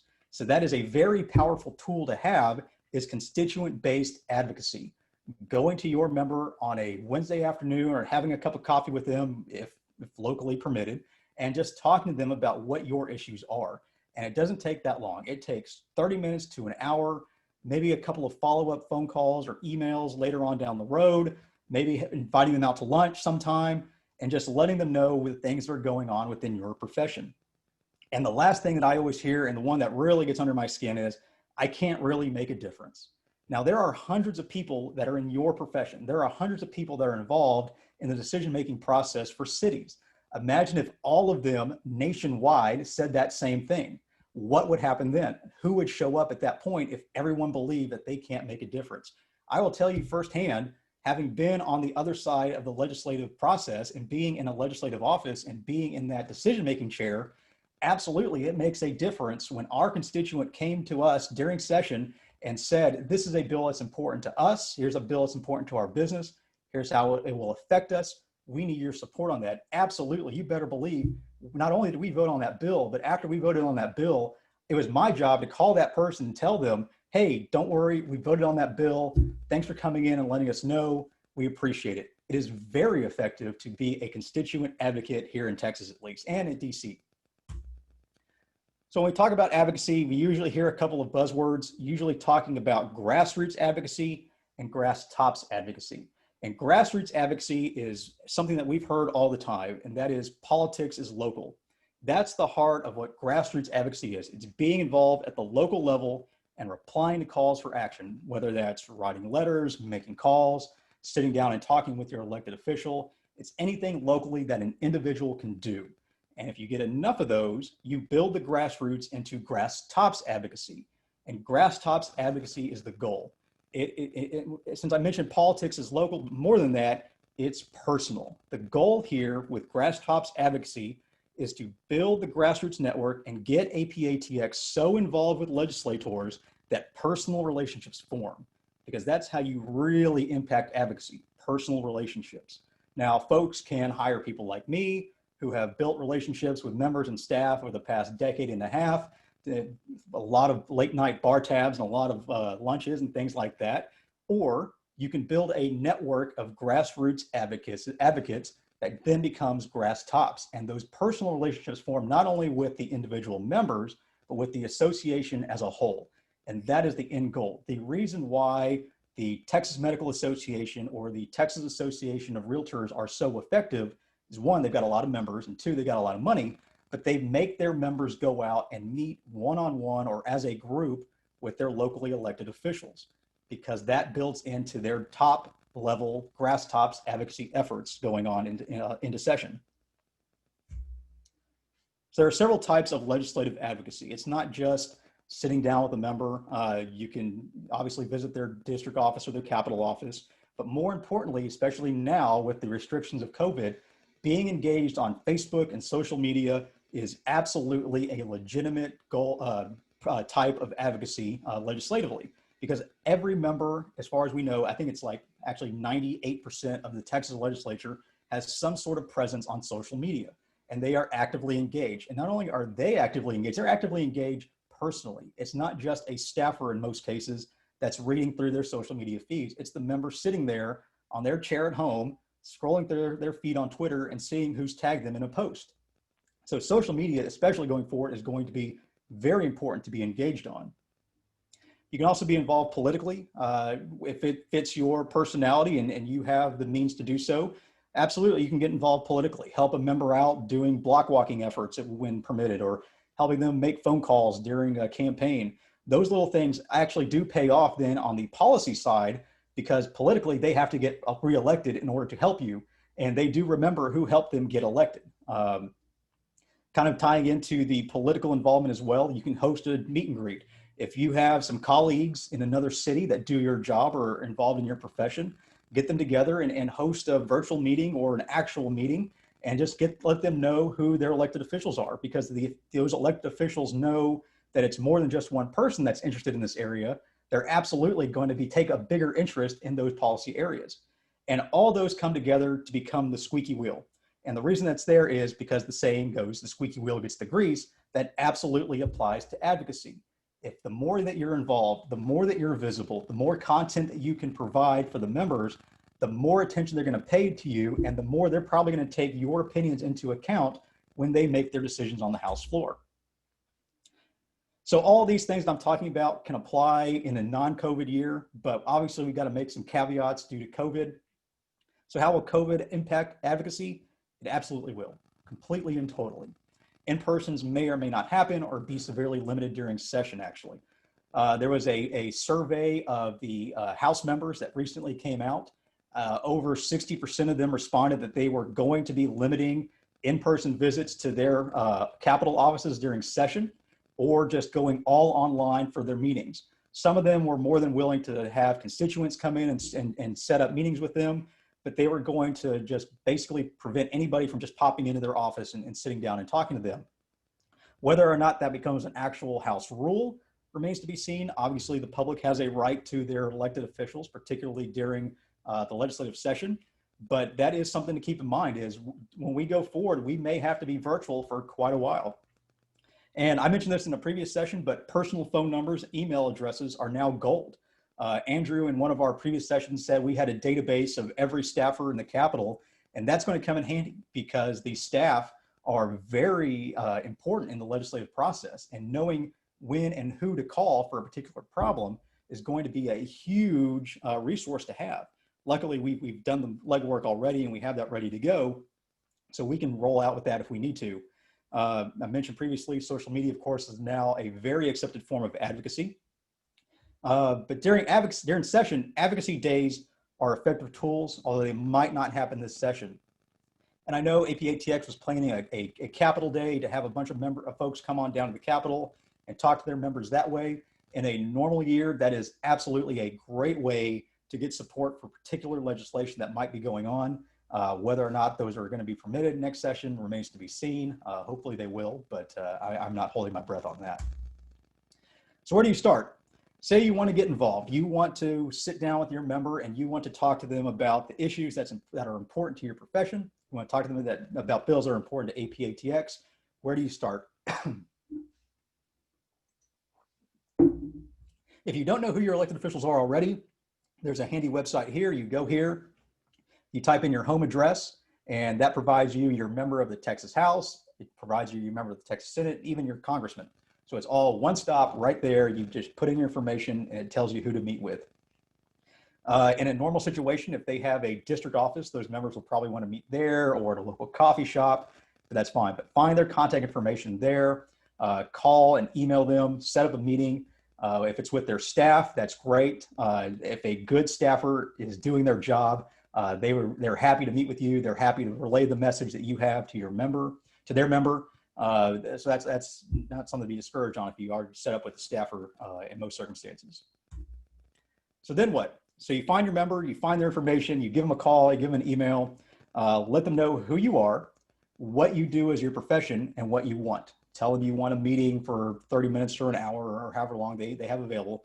But the most important thing, and you'll notice I wrote this in red, I underlined it, I bolded it, and I circled it. Let them know that you are a constituent. As I mentioned earlier, members will bend over backwards to set up meetings with the folks that elect them. If a person, I'll tell you this one story. I was working for a member that was one of the final budget conferees back in 2017. And this was in middle of May. Things are going, it's a long night. We were there for 14 hours. It was about 10:30 at night. And the member I was working for was in a meeting with representatives from the governor's office, lieutenant governor's office, and they were just pointing their fingers and yelling at us. And it was a very long night. But we had a family show up to take a look at the Capitol late at night. They were taking some photos for a birthday or something, and they showed up.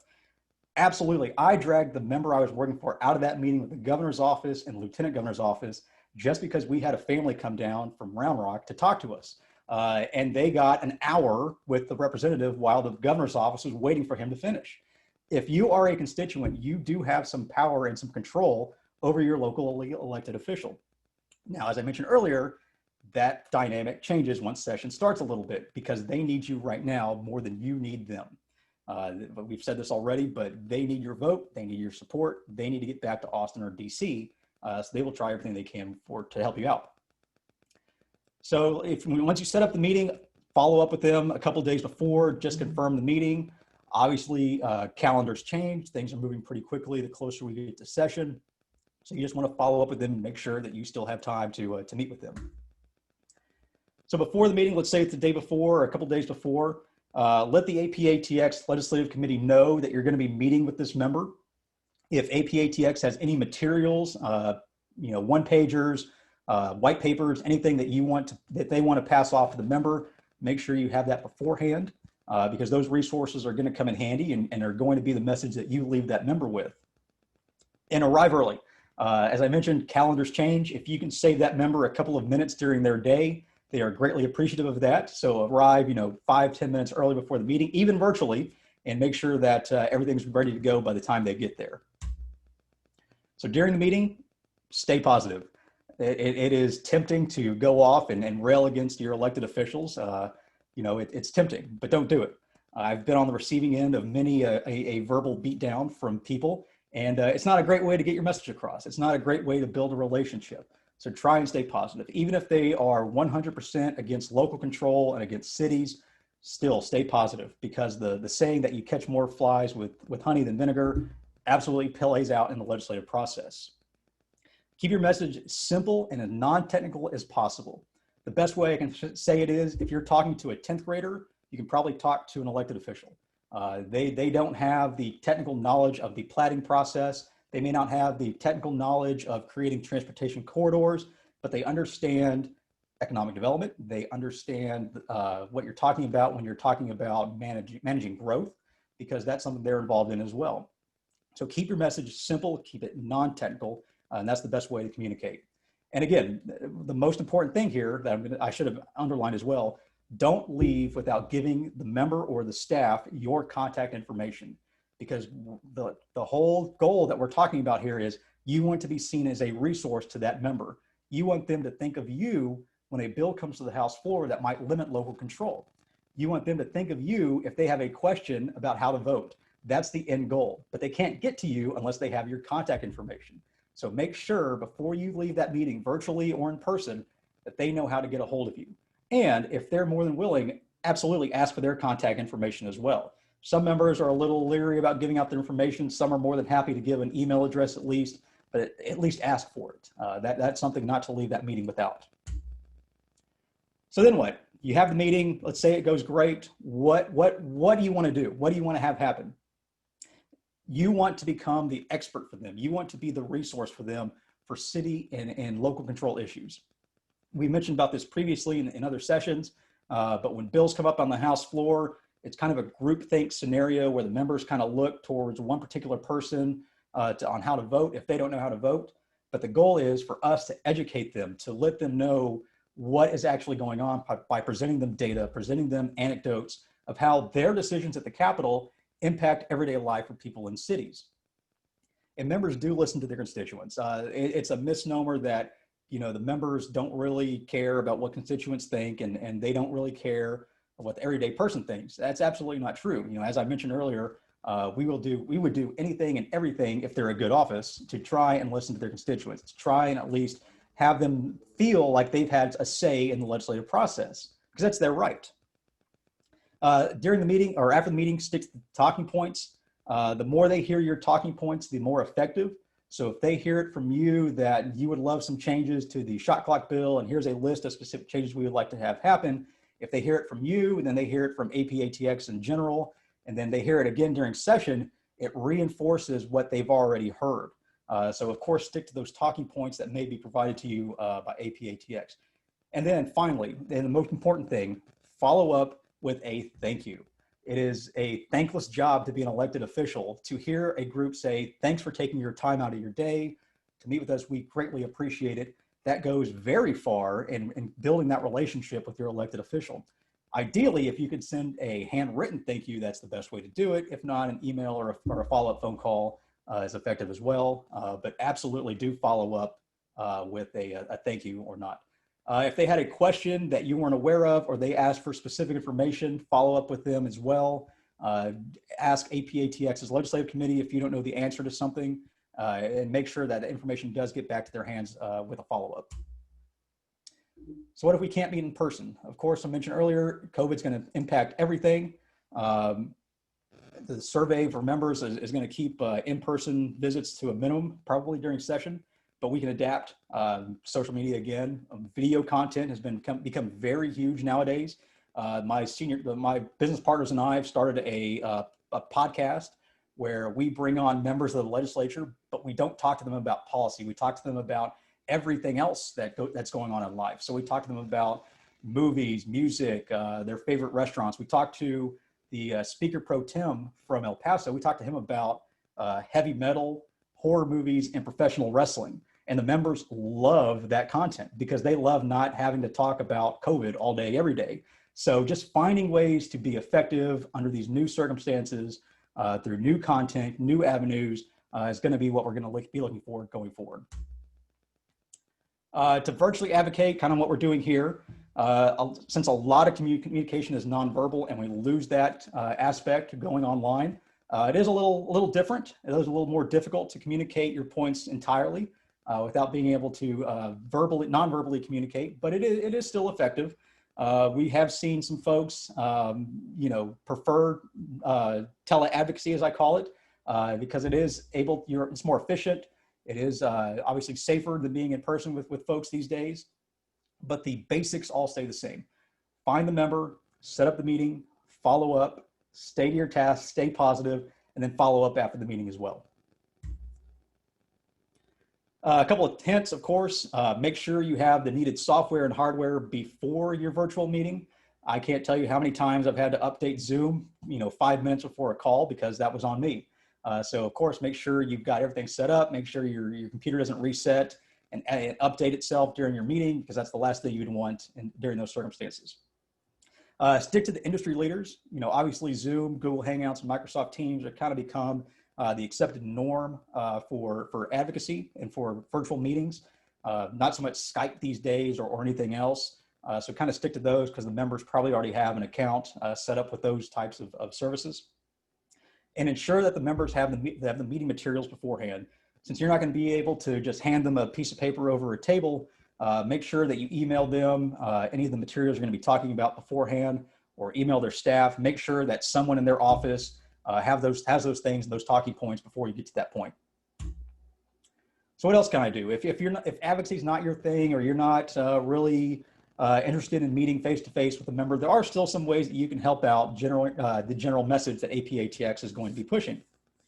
First and foremost, introduce a coworker or colleague to APATX.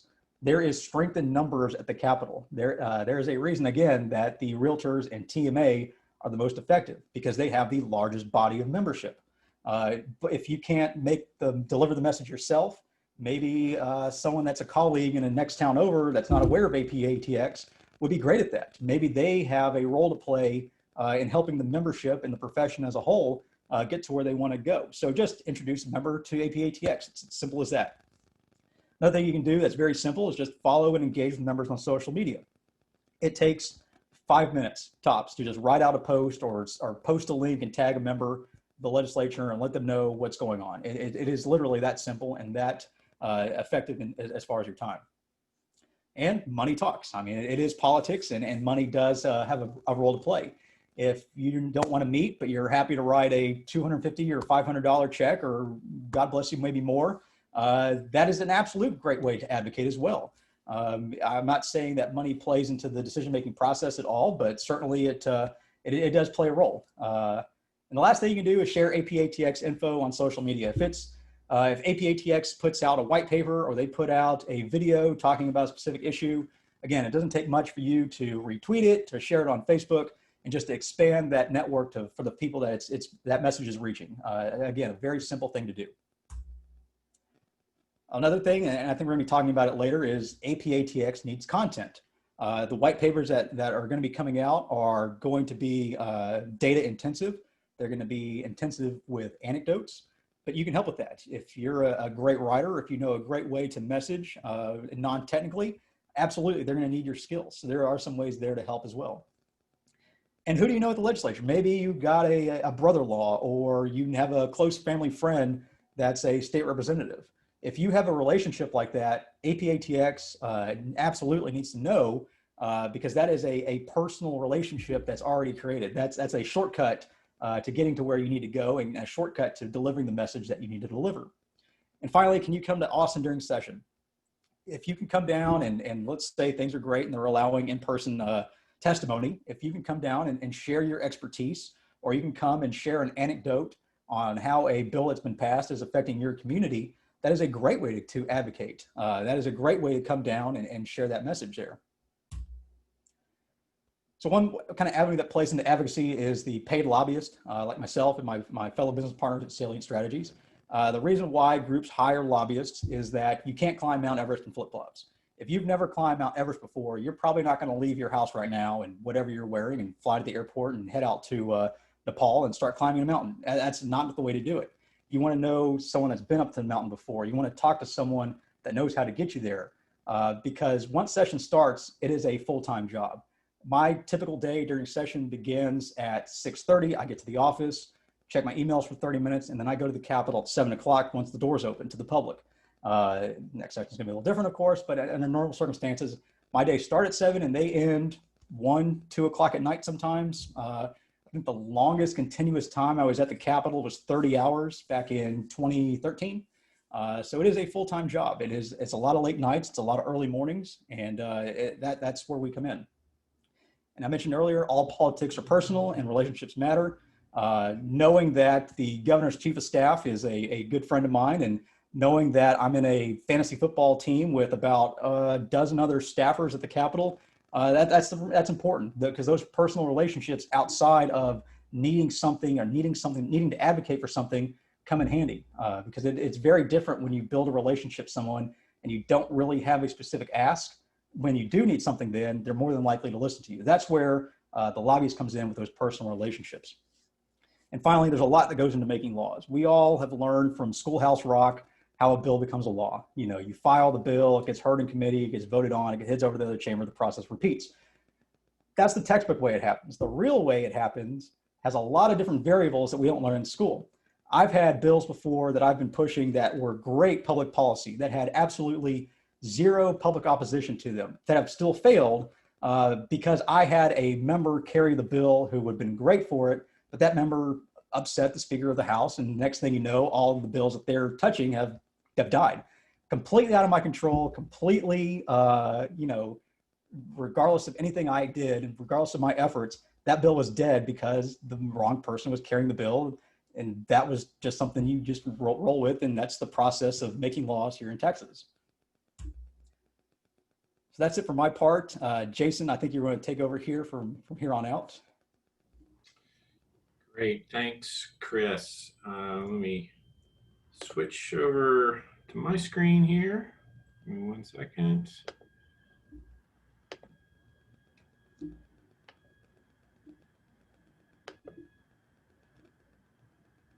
Great. Let me just start by saying amen to everything that Chris just told you. That was really terrific advice, and certainly consistent with my experience in Washington, and really, really well put. In fact, I'll start my remarks just by sort of amplifying exactly what Chris said at the outset.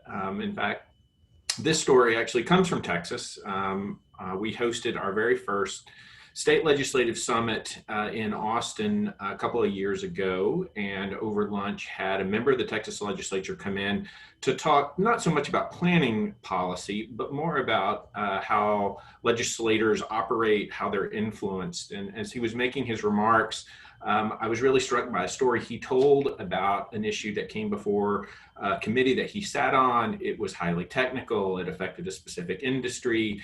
Wasn't particularly ideological or partisan. He had very little expertise in the field under discussion. And, he indicated that at the end of the day, he could have gone either way on this particular issue. And then he made the comment that I've quoted here, that if he had heard from just one constituent about how this issue would have affected the communities that he represents, that would have made all the difference in whether he was a yay or a nay on that particular issue. And I share that anecdote because my experience is that people often feel pretty cynical about their ability to actually have influence in this process. And again, echoing what Chris said as a former staffer myself, the opposite is actually true. It is so powerful to understand how these issues that may be understood at the national scale or at the state scale actually play out for the communities and the people that member represents. It's really powerful, and that's why grassroots works. It's why it's so important that you're here. I'm going to spend the time that I have really just focusing on not so much the how that Chris talked about or the why that Chris talked about, but a little bit about what it is that you want to say, how you want to package the message that APATX is putting together when you start talking to folks. Really, this is about messaging and communications as much as it is about advocacy, although in my experience, those things are very much intimately connected. When we think about planning, there's both a little science to planning and a little bit of art to planning in my experience. However, when we talk about planning, we often focus really heavily on the process, on the technical aspects, essentially on the science side of what planning is. How does it work? And, all of the different technical aspects. Those are really important. The data is really important. However, if you leave out of the conversation the value that you create, the values that planning speaks to, the outcomes that are connected to that process, and some sort of human, emotional, grounded truth about what it is that you're doing, you've really missed an opportunity to truly communicate and truly influence with the audience that you're talking to. People want to understand these issues, not just in charts and graphs, but also to understand them through story. And that's really one of the themes of the comments that I want to make today. I think there are a lot of conversations that legislative staff and legislators themselves really want to have. They don't find it to be a burden to have these conversations with you. They're actually seeking them out all the time because it's vital to the decisions that they make. And there are four kind of pieces that I want to highlight here. One is district scaled information. If you can take an issue that is a statewide issue and let them know the unique power or unique challenge that is being faced in the district, that's meaningful.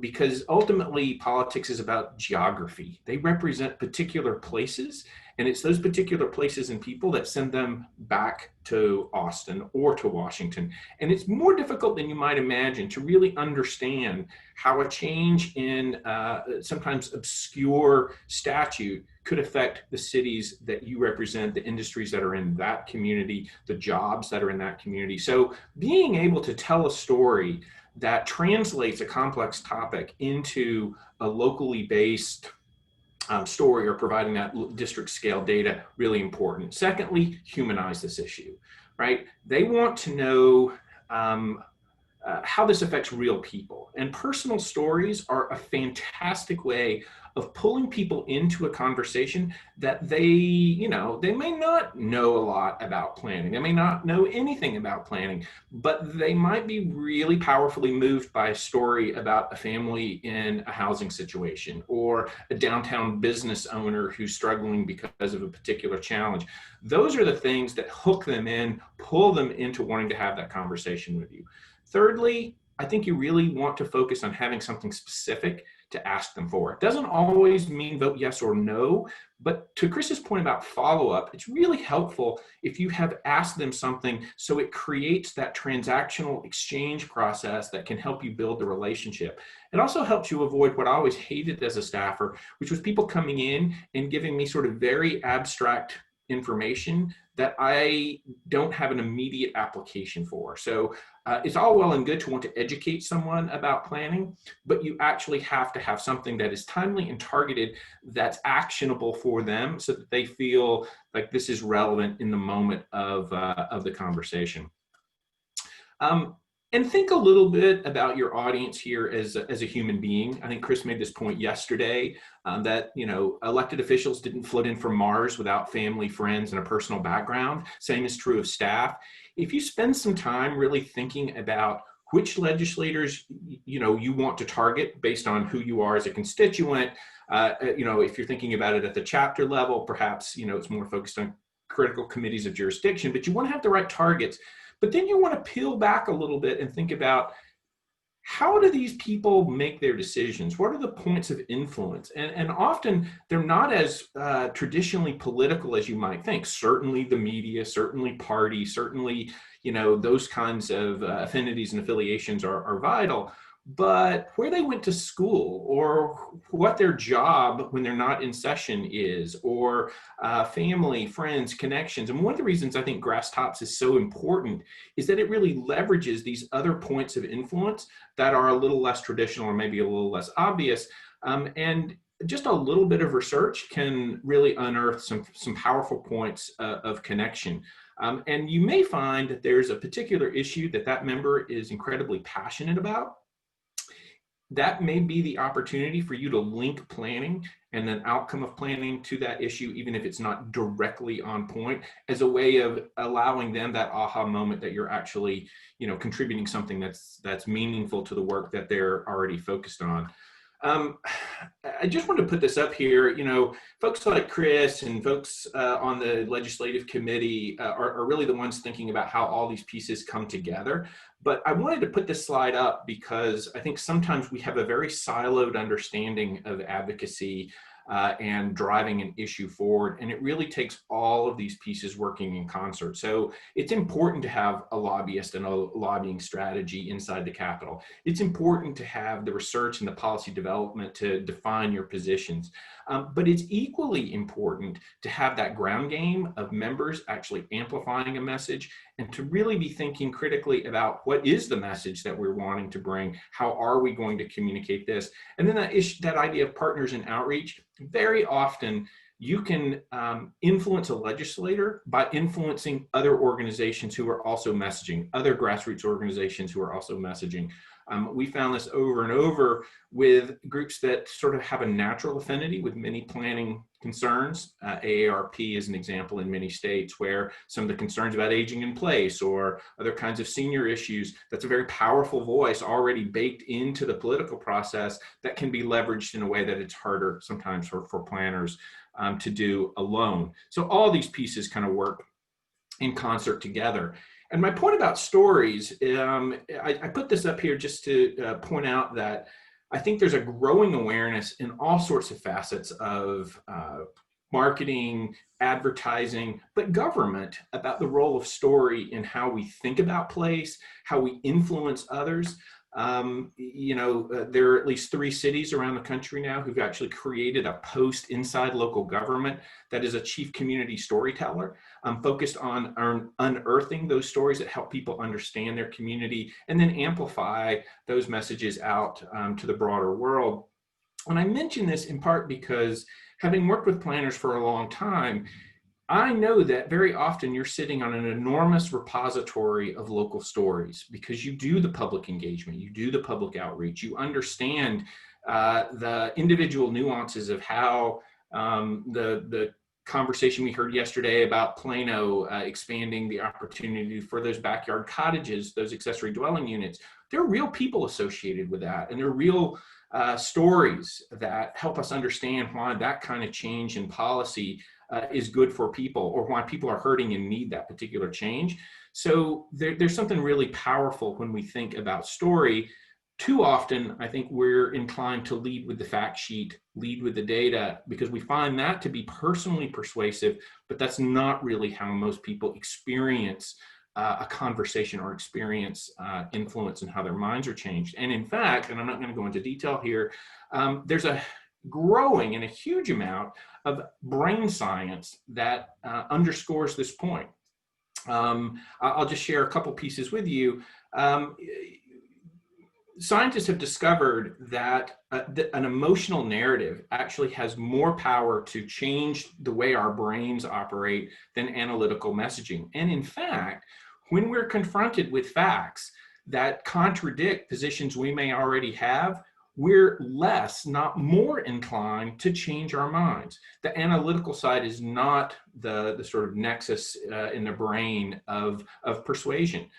Empathy and narrative are much better pathways to how we're wired and to how we might change our position on a particular issue. So the use of story, when you think about the narrative arc of a children's story, the Finding Nemo or any other Pixar movie, when you think about sort of the natural arc of that, that's a much more effective way to bring people along and help them to understand from the inside what you're trying to communicate than showing them all of the wonderful tables and data. Those tables, data, graphs are important, but only once you've established a connection, and the story helps you establish that connection.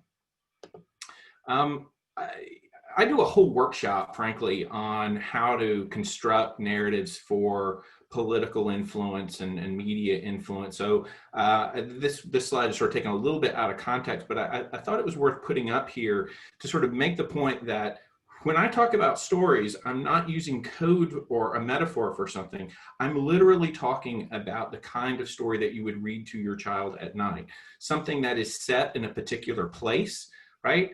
Something that has individual discernible characters, heroes and villains who go on some sort of journey to overcome a challenge, a conflict, or an obstacle that has a tone about it. It could be a sad story or a happy ending story, but it takes us to the place at the end where we have that. It's not always a happy ending, but it is a conclusion where we've come to a greater understanding for having taken the journey with those characters. I think in planning and in many professions that are technical, to be honest with you, there is a tendency to the abstract. That is, we generalize about communities or entire neighborhoods, and that's legitimate. Or we talk about big policies or big challenges, transportation, housing.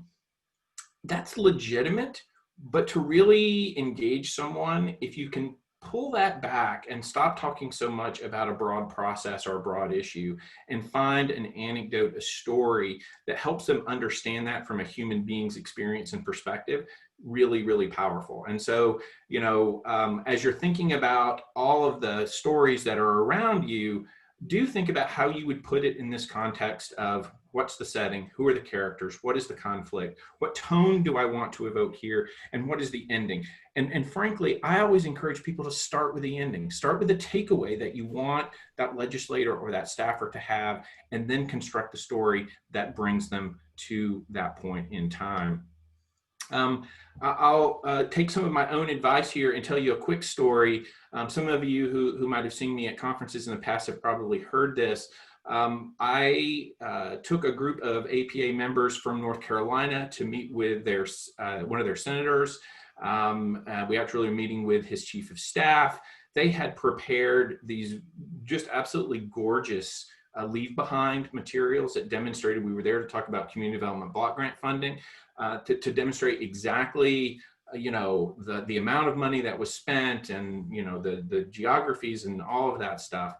The staffer was grateful for the information. They had a good conversation, but he sort of stopped them at one point and he said, this is great information, but that's what you spent. My boss wants to know what you built. And his point was the point that I was making at the outset about outcomes. It's not always about sort of just the raw amount of money that goes into a program or details of the technical process. They're really concerned about understanding what the outcome is. What value have you created? What value does this program drive?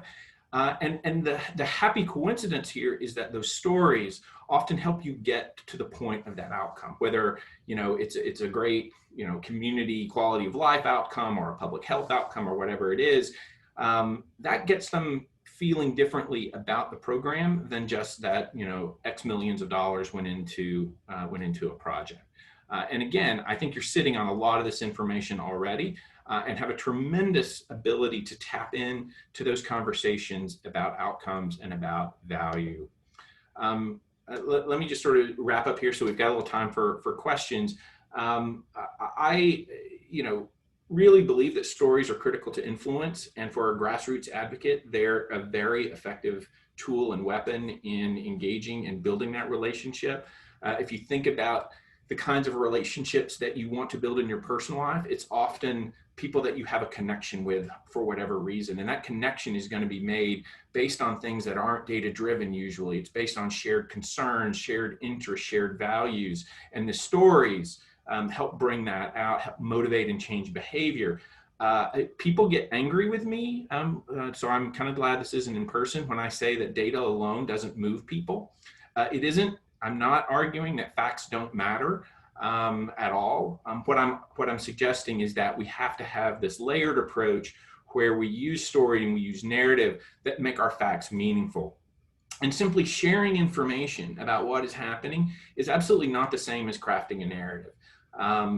We want to focus on the outcomes over the process. We're not ignoring the process. I get that typically the legislation you're dealing with is about process.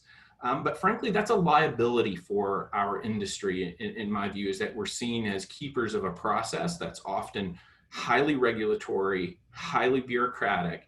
And while I think those are exaggerated claims, we don't want to be playing into them by constantly focusing on that aspect. We want to help people understand how the process that we believe is the best process leads to an outcome that they care about.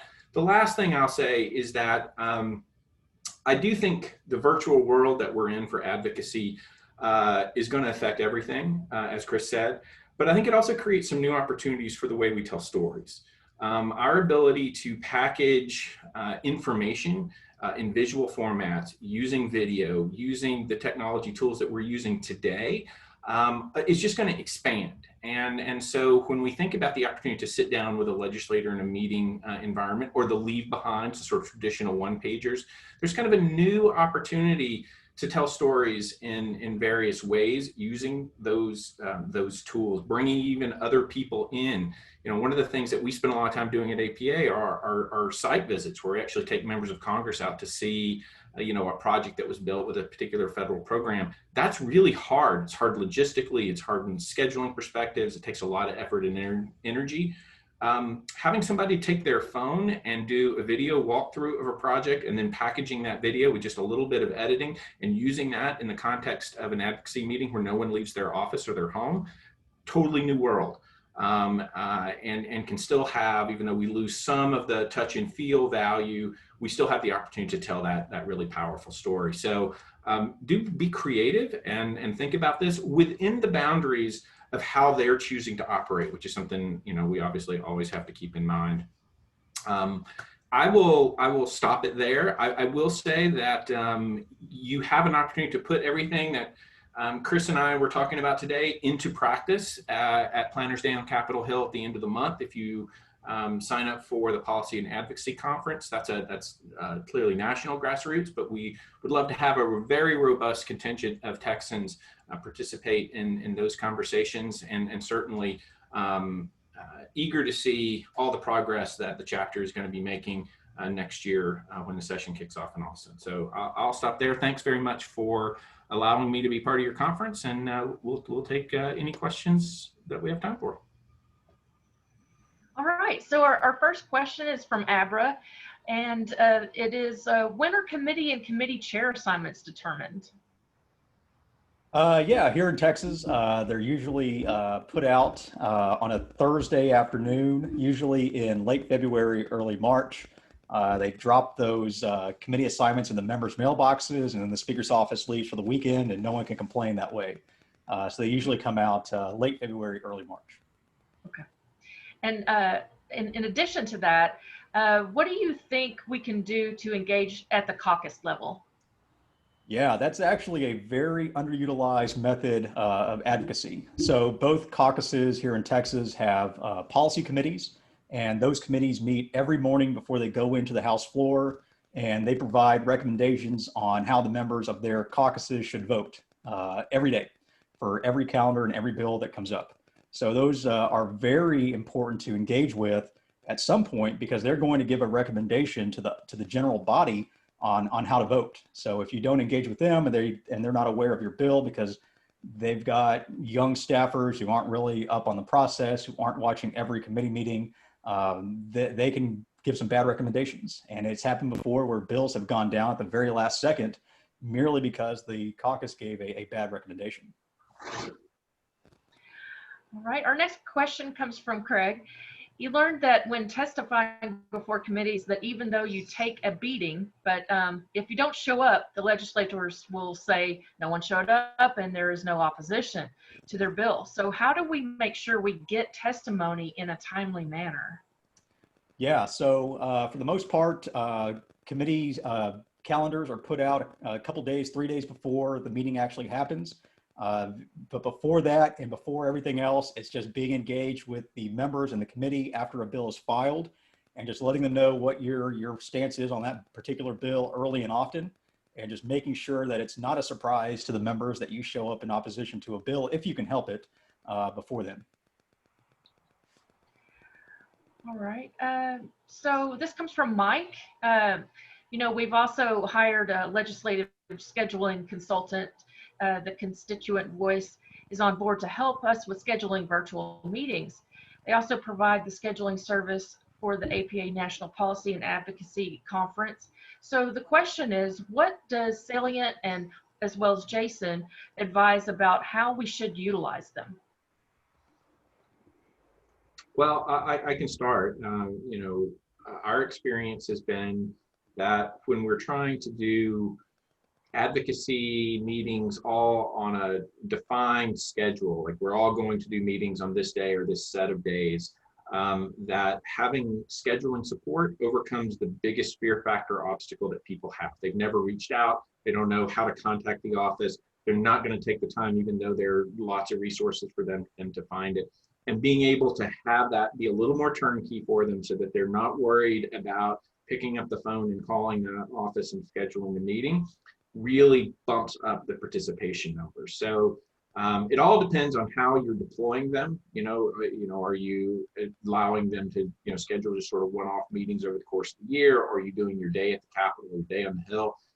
where you're using them. But I do think that, particularly for first-time advocates who maybe haven't had that experience, that having that piece done for them is really beneficial. The other piece that's super helpful about those services is that you don't have to coordinate with the other advocates who may be attending the meeting with you. So everything goes into one repository, and they're worried about, how to, reconcile schedules. So, you're not out there trying to do doodle polls and other things to determine, the availability of 3 other people before you contact the office. It just eliminates a time suck part of the process, as well as one that creates a lot of anxiety in my experience. Chris, did you have anything to add to that? Jason nailed it. That's really the best way to utilize them and that circumstance and that capacity. Okay. It looks like that may be all the questions that we have for now, unless we have any other members that are typing their question in at this moment. All right. Doesn't look like so. Thank you so much for joining us today. All right. Thanks a lot. We're as we prepare for our next session, which will be APA Texas Advocacy Strategy for 2020 and 2021 with Karen Walsh and Craig Farmer, as well as Chris joining us again. Thank you so much.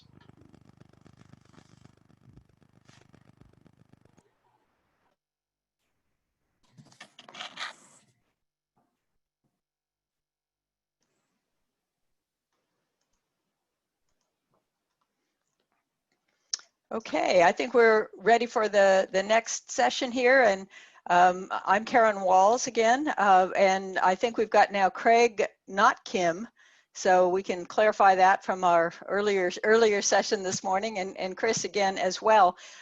It's great to move forward with the good information and the tools that we just heard about. So let's talk for a little bit here about what APA has developed so far in terms of our strategy for the rest of this year and the beginning of next year. The 3 of us are going to tag team to share some of the ideas and the preparations that have been made so far. I will say at the beginning, and what you're going to hear all the way through, is every one of you who are on this webinar are important, and we hope you will personally be involved in these efforts because we need everybody. And so that's really our first point that we want to make.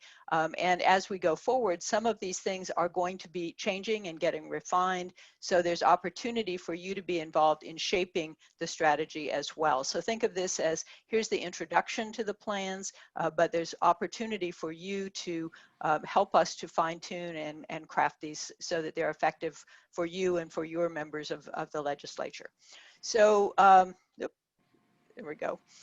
So what are we going to do this time around? We've heard about what happened last time, and Chris told us a little bit about what we think the session is going to be like. But what we want to cover here are the things that you see on the screen. What are our objectives as APA Texas this year?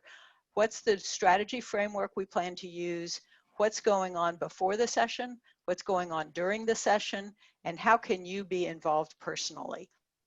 And so I'm going to start off with the objectives, and then we're going to trade off and tag team, as I said. Some of you who are baby boomers might remember this song from The Who about "Won't Get Fooled Again." And I think it, to me, ties into one of those great Texas sayings, fooled me once, shame on you, fooled me twice, shame on me. So what are we trying to do this time? We want to do something different. We can't keep doing the same thing and think the results are going to be different than they've been in the past. So what we're trying to do this time, have a more coherent strategy for our efforts and our engagement. We want to share the real situations. We want to share the actual effects of planning on Texans, on their neighborhoods, and on the state's economy. Almost all Texans, as I said before, I think it's 93% of Texans and about 92% of jobs in this state are in cities, in metropolitan areas where planners are working, where decisions are being made that have led them to choose those locations. So what are those actual benefits of planning for the state's economy? We want to start early to build the relationships with the people and partnerships with other organizations so that we can be prepared when the session gets going. So I think those are all the kind of basics of where we want to go. Chris, I'm going to keep running the slides, but let you tell us a little more about the framework for advocacy that we've been developing. Sure, thanks, Karen. So the framework of how we're going to advocate really is on the next slide. Is that now it's time to do so. You have a campaign coming up in a couple of weeks. You have a session coming up in 3 months. In that meantime, this is the time and the prime time to get involved by meeting your local elected officials. Because, and I've said this already in every session I've been in, I'm going to say it again, just to keep things going. The members need you now more than you need them. But that dynamic is going to change once session comes. Once session comes, they're going to be hearing from everybody else in the state because they're going to be the only ones that are going to be voting on policy decisions. So you have a unique opportunity to meet with your local officials and let them know what APATX's story is, what the data is that supports those stories. So now is the time to become involved. And as I mentioned earlier, again, talking to your elected officials as a constituent is highly effective. It does work. The members do listen to their constituents because, again, they have to come back to Austin and they need your vote. Obviously, and this is the caveat for everything, COVID-19 has changed everything. Obviously, we're going to have to shift things more online than we would have to be in person. But by all means, if you're comfortable with it and the local health situation allows it, and the member that you're looking to meet wants to meet in person, then by all means, meet with them in person if you feel comfortable with that. But COVID has changed everything for most of us. Next slide.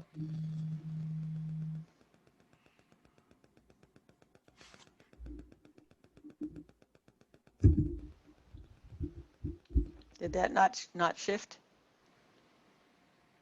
There we go. So how do we advocate? We talked about that a little bit in the last session. APATX is attempting to meet as many members of the legislature as possible by January of 2021, which is when the next legislative session starts. The reason being is that we want to be a resource to as many members of the legislature as possible. And the only way to become a resource is to show up and present yourself as a resource to them. APATX's biggest weakness is that nobody knows you. We talked about this in our first session this morning. That is both a good and a bad thing. You're coming in fresh. You're coming in with a clean slate as far as perception of who you are. You don't have the political stigma attached to you that other groups do have because they've been around forever, and eventually and inevitably you do step in a little bit at the Capitol, and it's just part of the process. But you're coming in fresh, and that's also a bigger strength for APATX. So you have a unique opportunity to deliver a message that's not necessarily new, but could be framed in a different way, that could be shown a different perspective to the members. And the main goal is to increase APATX's visibility ASAP. As I mentioned in every other session, the members need to know who to call. They need to know who their resources are locally when a bill comes up that might affect their communities. And that is the main goal, to increase the visibility of APATX to the point where you are a trusted and valued resource to the members making those policy decisions. Next slide. So again, why should I get involved? Because the decisions are made by those who show up. If APX doesn't show up, the decisions are still going to be made, and they're going to be made without your input. But if you show up, the goal is, and the reason why we're advocating, to show up and be heard as a resource and a trusted resource for these decisions that are being made. So if not APATX, then who? If a coordinated effort can't be made by APATX to engage on these bills, then there are other groups certainly out there that have interest in city and county related issues. But again, that kind of plays into what is the stigma, what is the perception of those groups, what other things come along with their presentation of the same talking points probably that APATX will be making. Next slide. So what we have now, obviously APATX created a legislative committee to help steer the conversation regarding priorities. They've brought on my firm, Salient Strategies, to help kind of frame how to message, who to message to, and then eventually create some legislative goals for next session. obviously the legislative committee, and this is what I've learned in meeting with them and talking with them over the past couple months, is a group of highly motivated individuals. I think they all see kind of the shortcomings of what happened last session and what happened by not being involved. So that's the first part of the battle, is just finding folks that want to become involved from an organizational standpoint to then move that message to the rest of the membership in the association. And then the main goal, and Jason kind of mentioned it on the last session, is to share the experiences and beliefs and outcomes of what the legislature passed last session with the rest of the state. Telling a story is extremely valuable as part of advocacy. Having the data to back up that story is how you are most effective. And creating the data and creating the white papers and creating the social media talking points are great, but they need to tie into the overall story of what it is that planners do for the state. So again, information about how subdivision platting, building construction, annexation, and ETJ growth regulation actually happen are these stories to tell. And then having the data to tell those stories is how we're going to move things going forward. Next slide. So what comes next? We need more information about how planning is actually working. You know, if you have an anecdote to share about how the shot clock bill has made things, you know, worse off for the developers in your area, how it's created just unnecessary work for your staff, for you and your staff. Those are absolutely stories that need to be shared with APATX, because that is a story that needs to be shared with your local member and then the legislature as a whole in general. Contact with individual legislators and staff. As we mentioned in previous sessions, being a constituent to a member is highly valuable as part of advocating, because they need to hear from you, they want to hear from you, and that is a very valuable thing to be. We've mentioned it, I think, in some of the previous sessions or coming up, developing white papers that are actual real world examples backed up by data that shows what the impact of legislation actually is in the real world. That is something that, as a former staffer, I wanted to see. There's a lot that goes on during session, and the most valuable thing is data and stories, because that really impacts how we vote. So if I have a white paper from a group that is directly involved in these decisions saying that here are some impacts that happened last time, here are some ways to fix it going forward, you do take that into account, because they are the experts, and that is what the whole goal of what we're trying to do is, to become the expert and become the resource. And then contribution and response to interim committees.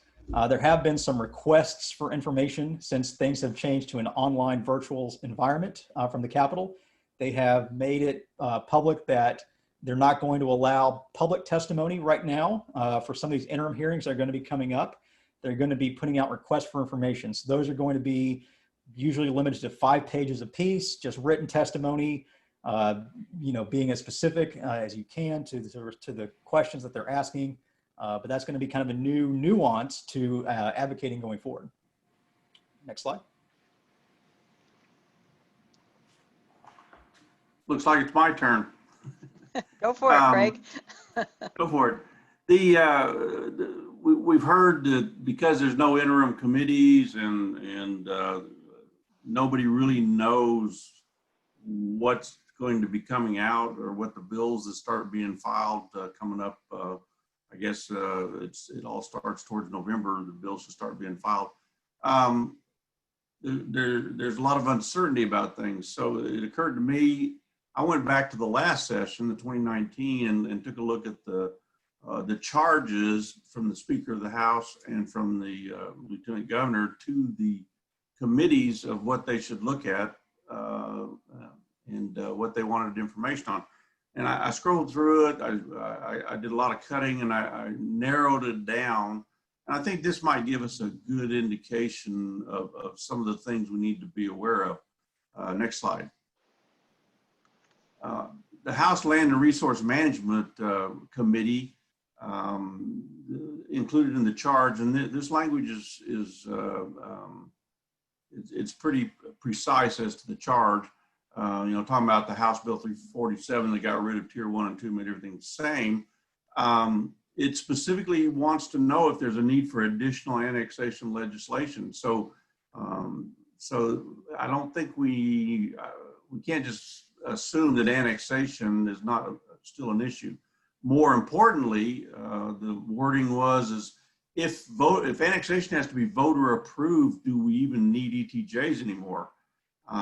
That's a huge red flag that we need to talk about, because in past sessions, there's been some effort to cut everybody's ETJs back to a half a mile or no ETJ. I think we need to look at that. Eminent domain for planners that deal with that sort of thing, it hadn't gone away. Is there a need to enhance the landowner's Bill of Rights?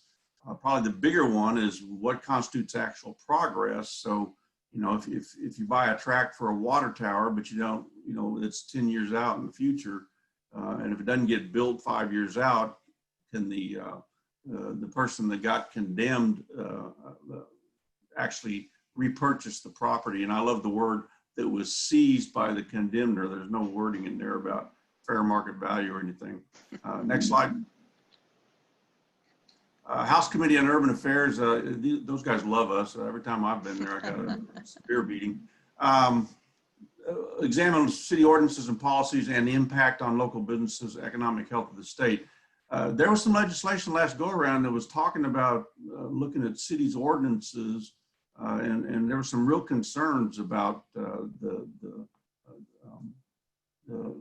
possibility of limiting what cities can do on some things in the interests of economic health of the state, including zoning and other things. Obviously, they're going to look at short-term rental ordinances, and we talked about that a little bit.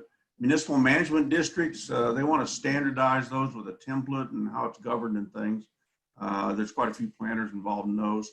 Also, the new tourism public improvement districts just got created. They want to monitor which cities are creating them, the status. Next. House Committee on Transportation, still toll project financing and how to protect citizens from having to pay their unpaid tolls or whatever. Bigger issue, the State Highway Fund was talked about the lack of money and how to get look at fee-based funding. And there's always been a discussion about how to increase the gas tax and other things. Outdoor advertising signs, this was on text.right-of-way, but they want to see the effectiveness of the new law on that. One that might be a good thing is identifying the most dangerous roads and transportation corridors in Texas, and then look at policies and funding that can help that.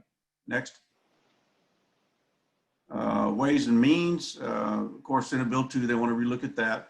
Also want to look at hotel occupancy and mixed beverage taxes and how that money's used, and if there's a negative fiscal impact to the state. We talked about that a little bit about, if the state gives us $1 and we turn around and build a new hotel and give them $3 back, then, it's a good deal. Local option sales and use tax and economic development agreements and statewide distribution. Again, that's, the half-cent stuff that people use to build stadiums and things. And then one of them was this, what proportion of city budgets are sales tax and use tax? So that's also kind of a concern. Next one. Natural resources got most involved in the water issues and also the flood planning and mitigation and financing of projects. So aquifers, all those things, that committee will be looking at those, and there are planners who are interested in aquifers and groundwater conservation districts. Next one. I'm bringing these up because these are areas of expertise that we may not need to identify planners that have the expertise to answer questions. Homeland Security and Public Safety is looking specifically at a lot of the disaster stuff. Debris removal is a huge issue. A lot of those things, emergency management training, disaster technology, et cetera, et cetera. They do want to transfer the Texas Division of Emergency Management to Texas A&M. So again, planners that are interested and involved in that need to step forward. Next one. Cultural tourism, the historic preservation tax credit, they want to know the effectiveness review of that for preserving historic structures, and then they want to take a look at revising the historical marker application process and maybe use laser etching and other materials. Next one. Defense and Veterans Affairs, this was a strange one, but there are these regional military sustainability commissions that work around our big bases in Texas and to some of the bigger communities. That's a huge issue. it's interesting to me that they want to give these committees, they want to replace them and identify strategies to increase the ability to have land use limitations, annexation power, and other tools to preserve military use areas around cities. So that one, there are people be interested in that. Next one. House Committee on State Affairs, Public Information and Open Meetings Act. They need to do more with that. I don't think so, but we need to watch it. Next one. It would be good if they would apply it to themselves. Oh, heck yeah. I mean, you know, I know people have to sit around Friday afternoon at 5 o'clock to make sure nothing gets posted to the legislature for Monday morning. Next one. Yeah, cities can't do that. Yeah, no kidding. Next slide. The Senate, intergovernmental relations, that's kind of the Senate's version of one that has some awkwardness for cities. They want to look at landowner rights in the ETJ. They want to take a look at the low-income housing tax credit, and with an eye towards looking at regulations that increase the cost of affordable housing. I'm not sure if that's just in terms of the tax credit program or a bigger issue. So again, some of the affordable housing folks may need to be looking at that. Disaster assistance, of course, and floodplain mitigation. Next one. There's a joint committee, supposed to be Natural Resources and Economic Development, Water and Rural Affairs, looking at the use and effectiveness of tax abatements and other incentive programs. Concerns me a little bit. And then again, eminent domain, mostly oil and gas versus property rights. Next. The one thing I thought was interesting, though, nobody was tasked with evaluating how the building products bill worked. So I guess they're not even aware there's issues there. I think the legislature thought it was a great bill and there wasn't going to be any problems when they tasked these future interim committees with looking at these things. Next slide. Oh, it's me again. Damn it. Keep going, Craig. So additional research. Next one. I do want to point out or agree. I forget which speaker brought it up, but you know, we can do all the research we want, but if you can't put it into 140 words in an Instagram or you know, in a soundbite, you know, a 30-second soundbite, it doesn't do any good. So I think all the research leads us up to being able to say something like, well, you passed the shot clock bill, but 85% of the developers that we talked to say it's put more of a burden on them than it has on cities. That's the kind of soundbite. It needs to be short and sweet. And so we got to do a lot of work on it. But the surveys give us the basic information. So again, we're looking for, we're going to be asking more cities to help us with the platting survey. Counties, we talked about that. Building materials. I think we've gone through all this before. Things like short-term rentals. We're going to do a lot more surveys on these things. Next slide. So one of the other things that we're planning to do before the session is something different that we've called the APA Texas Virtual Commissioners Dialogue. And the idea here is to build a broader coalition that supports the kind of planning that we do here in the state. And that's the kind of planning that keeps businesses growing and keeps neighborhoods thriving. And that's what's important. That's what people care about. So, you know, we think that the plan commissioners have a very unique position and can help us in a very particular way because of what they do and what they don't do. They are, first of all, people who are not professional planners, so they're not considered as bureaucrats. They're also not the elected officials, so they're not another level of political person. But at this, and they have their own businesses or their own interests or their own avocations.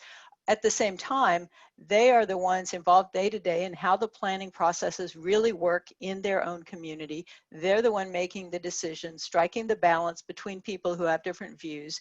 And so they know day to day how these things really work in a hands-on perspective. So what we think that we can do is take the commissioners who, because they have that unique kind of a role, if we can have commissioners who represent communities across the state that have diverse backgrounds in terms of their own personal expertise or businesses and political persuasions. And what we want to do is invite a selected group of those commissioners from cities and towns across the state to participate in a dialogue. what we would hope to do, and we'll be looking to those of you who are planning directors or other folks at cities to recommend some of your commissioners. If you've got folks who are experienced commissioners, understand how those tools are or aren't working in your community, and hopefully have diverse political views, we want to get them involved in this dialogue. The group will take an online survey about the issues that are facing cities in the state and about their own perspectives on what the priorities should be and what solutions might be. Then we'll hold 2 to 3 virtual dialogues with commissioners who come at it, as I said, from different parts of the state and different backgrounds, and have a facilitated discussion with small groups of those people. Originally, we thought this would be in person, but obviously now it's virtual. So what we expect to get from that is a better understanding of how can we be effective in sharing the benefits of planning with people around the state. The legislators, as we heard before, are not necessarily people with expertise in planning or development. So the commissioners are more likely to help us find the right words and the right way to explain the message. We also hope that this will give us a clearer understanding of which issues have broad support, which ones have some disagreement, what kind of principles can we use in dealing with those unresolved issues, so that we've got perhaps some talking points or focus of white papers that will be effective in communicating with people who are not involved day-to-day professionally in this field. And lastly, I think this will give us an expanded group of people who, as I said, are not bureaucrats, but who can help us reach legislators, reach their staff members, have those personal connections and those relationships, and at the same time share the personal stories about how the tools of planning have benefited their communities. So this is something that's going to be a new thing for us to try. If you have commissioners in your city who you think would be helpful for this, let us know. We'll be sharing an information email later on, but share those names with us so that we can invite them and include them in this dialogue. It's going to be going on during the next couple of months. Karen, if I could add to that, Yep.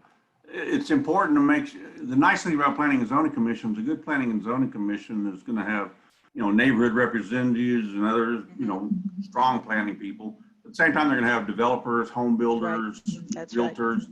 And so I think it's important to make sure that the names submitted don't just represent one mentality. I think this, as you said, this needs to be a shared experience to try to get some consensus on things. Yeah, and I think, Craig, you're exactly right. I think we want to be sure that we do have commissioners involved who come from those different kinds of backgrounds, whether they're a developer, whether they're an architect, whether they're a neighborhood association representative, whatever those backgrounds are. And also, I think it's really important that we have people who have political views all across the spectrum, so that this can be a dialogue that includes that whole diversity, because that's really who we're going to need to communicate with. So with that, let me move on. And Chris, if you want to talk a little more about the initiatives during the session, and then I think you and Craig have a couple things more to wrap up on. Yeah, sure, absolutely.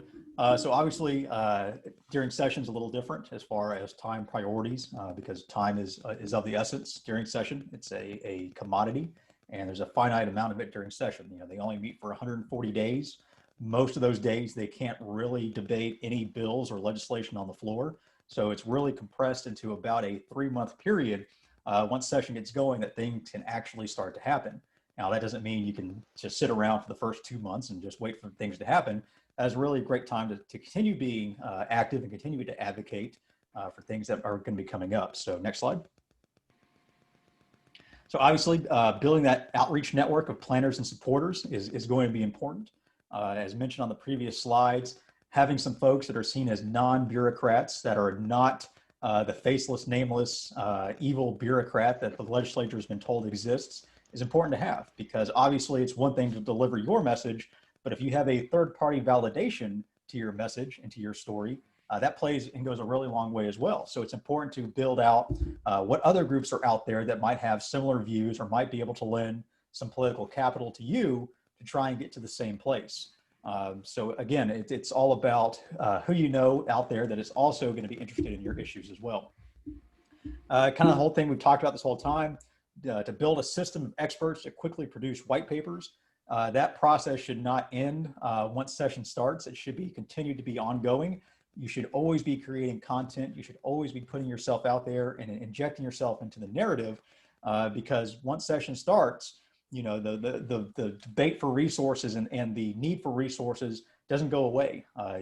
You know, bills can start to be filed here in Texas the Monday after the election in November.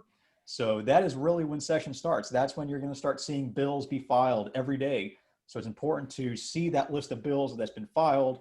And if there's a bill that's been filed that impacts cities in a certain way, to produce a paper, to find the story behind that amongst your membership, to produce some data on that bill that's coming out, and to get that out quickly into the right folks through social media, through video content, through a sit-down meeting, whatever it may be. That system of experts needs to be ready to go once session begins, because it's going to be coming quickly and it's going to be coming fast and furious once session starts. You need to have a method to build on contacts with individual legislative members and staff, including legislators that sponsor anti-city bills. Again, the whole purpose of reaching out to members and having meetings with them now is to be that trusted contact for them once session begins. And even if you know that this person is going to be 100% anti-city in how they vote, regardless of what you do, you still need to advocate to them. You still need to be there and be shown that you're there fighting for your viewpoints, because it's going to be a situation where that comes up where they might vote against you, but at least they're going to listen to you. And that, and talking with Chance and Mike at the very, very beginning, was one of their main goals was to be heard, even by the members, I think, that aren't going to be 100% in your favor. Still being there and being visible and being actively and positively engaged with them is still going to help out. So then there towards the end, Twitter and podcasts makes ways to make data and anecdotes come alive. Absolutely. You know, we mentioned this in previous sessions. Telling a story is a very effective way to advocate. Having the data to back up those stories is how you're really effective. And the way you get that out, to Craig's point, is through a digestible means of doing so. Whether it's a tweet, whether it's an Instagram post talking about the great things happening in your community, creating a podcast, which is very easy to do. You know, it takes 30 minutes to 45 minutes to produce that content. Simple things to do, but ways to make that data and those anecdotes become more alive and more digestible by the members once session begins, especially because their time is at a huge premium there. Next slide. Keep on going there. So this is mine because nobody else wanted to take ownership of it. It's been pretty amazing to me how many people have commented about, why didn't somebody do something about those bills, and someone should have done something, and you know, blasting of TML and others for, you know, these things happening. And so I say many people are saying that, and then everybody else is saying, who the heck let this happen? I mean, what person did this? So go to the next one. My response is the actual truth is it was us. Very few cities showed up to testify. We had some problems. I think social media has taken a big turn. I don't know that emails are working as well as they used to for trying to get people to show up. So again, we need to get with Instagram and other methodologies that can get the word out. Very few responses to our requests for letters to their legislators. We even formatted some and said, you know, send this to your legislator. It's a one-pager, change it up a little bit and put your name on it, get your mayor to sign it and send it to them. Very few people did that. Hardly anybody contacted their legislators, even though, for example, the best example of that was Abra found out that when she led her last-minute initiative to do something about the building materials bill, most legislators hadn't heard from anybody, and we'd been sending stuff out on that. But the House and the Senate both voted it out, and it was basically on the governor's desk by the time an initiative got started, and that was mainly because Abra ramrodded it.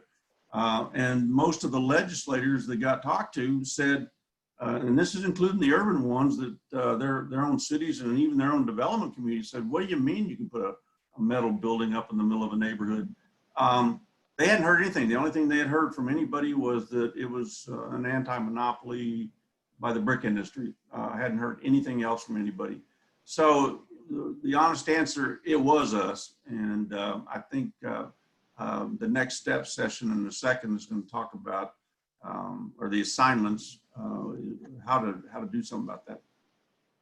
Next slide. Oh, I like this one too. The Chance put this one on the last one. I love this one. And I'm going to read it. I don't like reading my slides word for word, but I just love any mayor, county judge that was dumbass enough to come meet with me. I told them with great clarity, my goal is for this to be the worst session in the history of the legislature for cities and counties. And that was actually part of a recording that may make that person no longer be the speaker next go around. And then, of course, the representative from Lubbock, and I hope the next session's even worse for cities. So I'll happily take credit for this slide. no, really. There you go. It's a great one because that's the charge. That's the charge to all of us. There are people, and again, you still need to go meet with them, talk to them, maybe let them see that there's a different side of that same coin that they're talking about. But yes, that's the charge to us. And you know, it's interesting because I think, you know, when you read those statements and you think back when that was all going on, I think in a lot of ways the legislature seemed to have viewed the cities and counties as this is kind of like a power struggle. And, you know, is it the legislature that gets to be in charge, or is it the locals that get to be in charge? And if they're in charge, then I'm not, so I'm not going to let them be in charge. And, you know, it was really kind of a power play in a lot of ways. The irony is that for everybody in the state, certainly the legislature and the governor, they're very proud of the amount of people coming to Texas. They're very proud of the businesses that are here, of the job growth we have, of the pro-business environment, all of those things that they tout are things that happen in cities.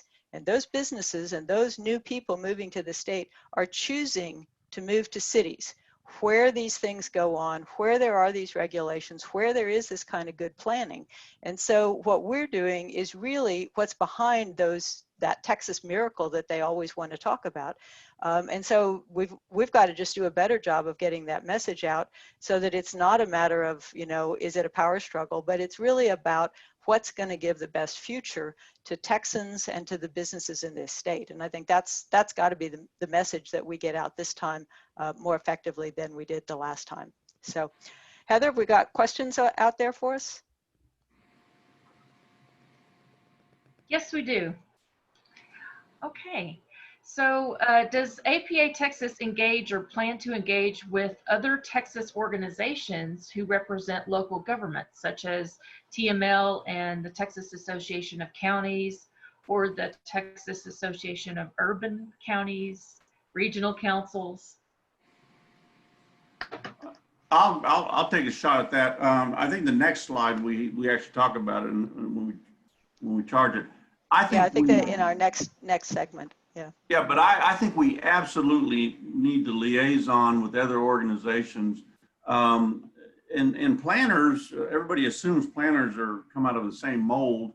I mean, obviously, when we don't even agree on zoning, we have a lot of different kinds of folks.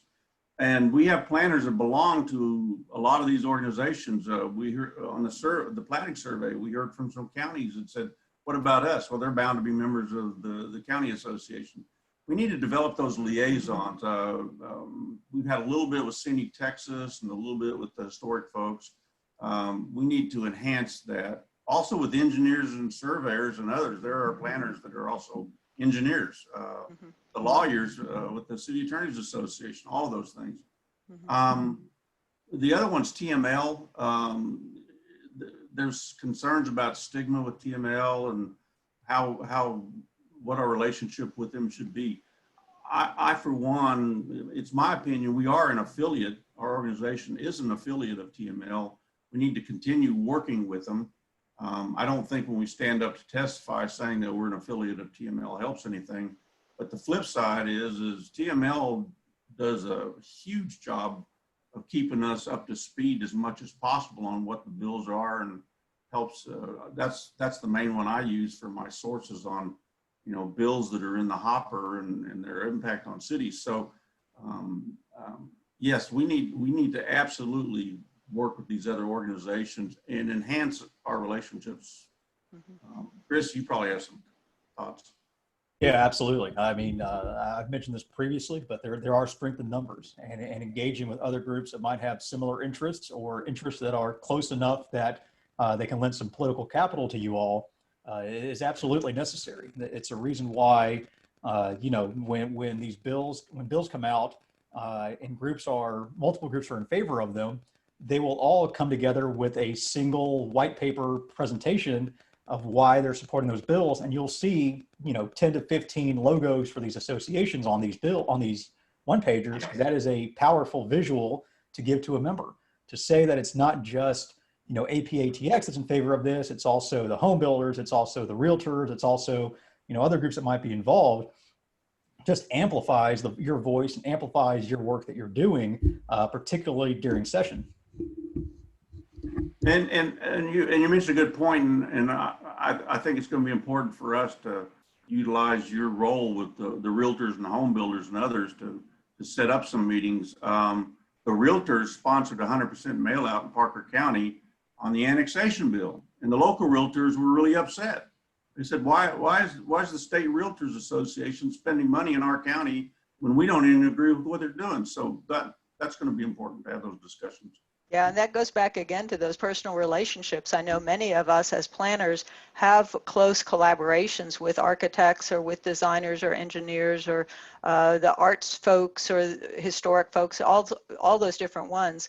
And those relationships, again, are a thing that we need to make sure we're taking advantage of as we look for partnerships and we look for collaboration during the session. Yeah, that's a great point, Karen, as well. Obviously the main goal is to advocate directly to the elected officials, because they're the ones that make those decisions ultimately, but also contacting the other groups and sharing the data and sharing the stories with their folks as well. I don't want to say you can co-opt their advocacy efforts, but you can certainly influence it before session starts. If they know that, or if they don't have all the information, or they don't have the anecdotes that you all have, that's certainly something they want to be aware of as well when they make their recommendations then to members, because that might be the decision-making point right there to whether or not they support a bill or not. Great point. Our last question that we have right now is from Julia Cleary.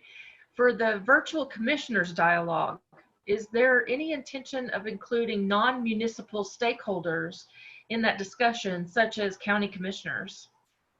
That's a great question.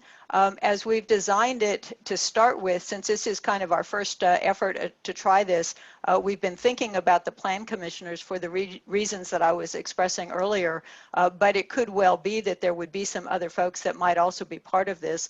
We're also thinking about having some further dialogue sessions with some of those partner organizations, and certainly the folks like county commissioners could come into play there as well.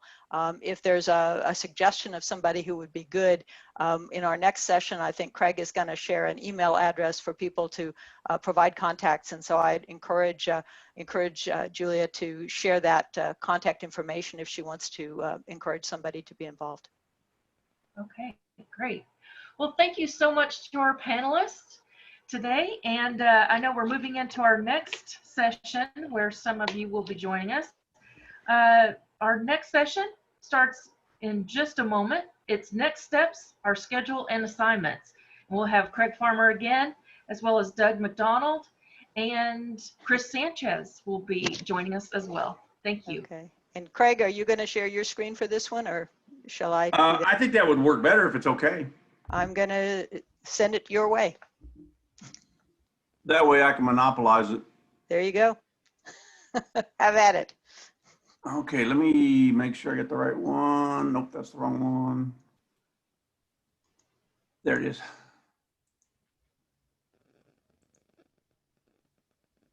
Okay.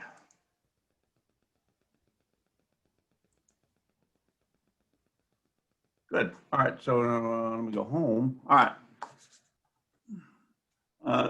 Sounds like Doug McDonald had a mayor's emergency or something up there in the fine city of Richardson. So Chance is going to step in on some of that stuff. This is the next step, schedules and assignments. This is what we need to do and who needs to do it, and et cetera, et cetera, et cetera. That's not the right one. There we go. So again, to keep in mind, 54 days until the election, which is apparently good lobbying time to talk to our legislators, because they still need us up until the November the 3rd. 61 days until pre-filing of bills, which, as Chris said, is when it really starts. The legislature actually starts January 12th. Then it goes 60 days from that to the bill filing deadline finishes. And then there's another, 80 days, I guess, Chris, till the session actually ends. So any other comments about the schedule? Yeah, I mean, obviously it seems very compact as far as your timetable, but this is, like I mentioned previously, this is the prime time for advocacy. It's the prime time to be heard. Some members that don't have races in November have taken the summer off. They're kicking back. They're already getting ready for session.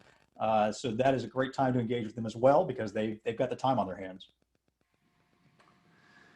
So what we need to do, this is what we're going to talk about in this session. And of course, we talked about a lot of this, but this is going to get very specific. The advocacy network, we've got to enhance our networking abilities. I think that was the #1 reason that both us and, to be honest, TML didn't have as good an impact as last time. The meetings with the legislature and the staff, the research surveys on key topics, the white papers. And then cities need individually and collectively need to define their legislative priorities. Again, I hear very few cities that actually sit down and talk about what their actual legislative priorities are. And I can tell you, when you go down to the legislature as a city staffer, you need to know what the city has voted as a group to say, this is our position on trees. Otherwise, when you stand up as just the planning director and say, well, tree, this and that, and then you get home and find out that's not their real position, you can actually have a job problem. So these legislative priorities are important. So the network itself, I want to talk about this. We've talked a lot about it. I'm going to talk about the mailing lists. The fundamental part of our network is our ability to reach our planners and commissioners and everybody else, both APA members and people that may not necessarily be APA members. We spent 2 weeks, a lot of time cleaning up the national mailing lists so that it turned into something we could actually use. I discovered that I was the president of Weatherford, the city of Weatherford, because I changed my title, but I hadn't changed my consulting firm's name. I discovered that my replacement in Weatherford was actually still listed as being in Garden City, Kansas.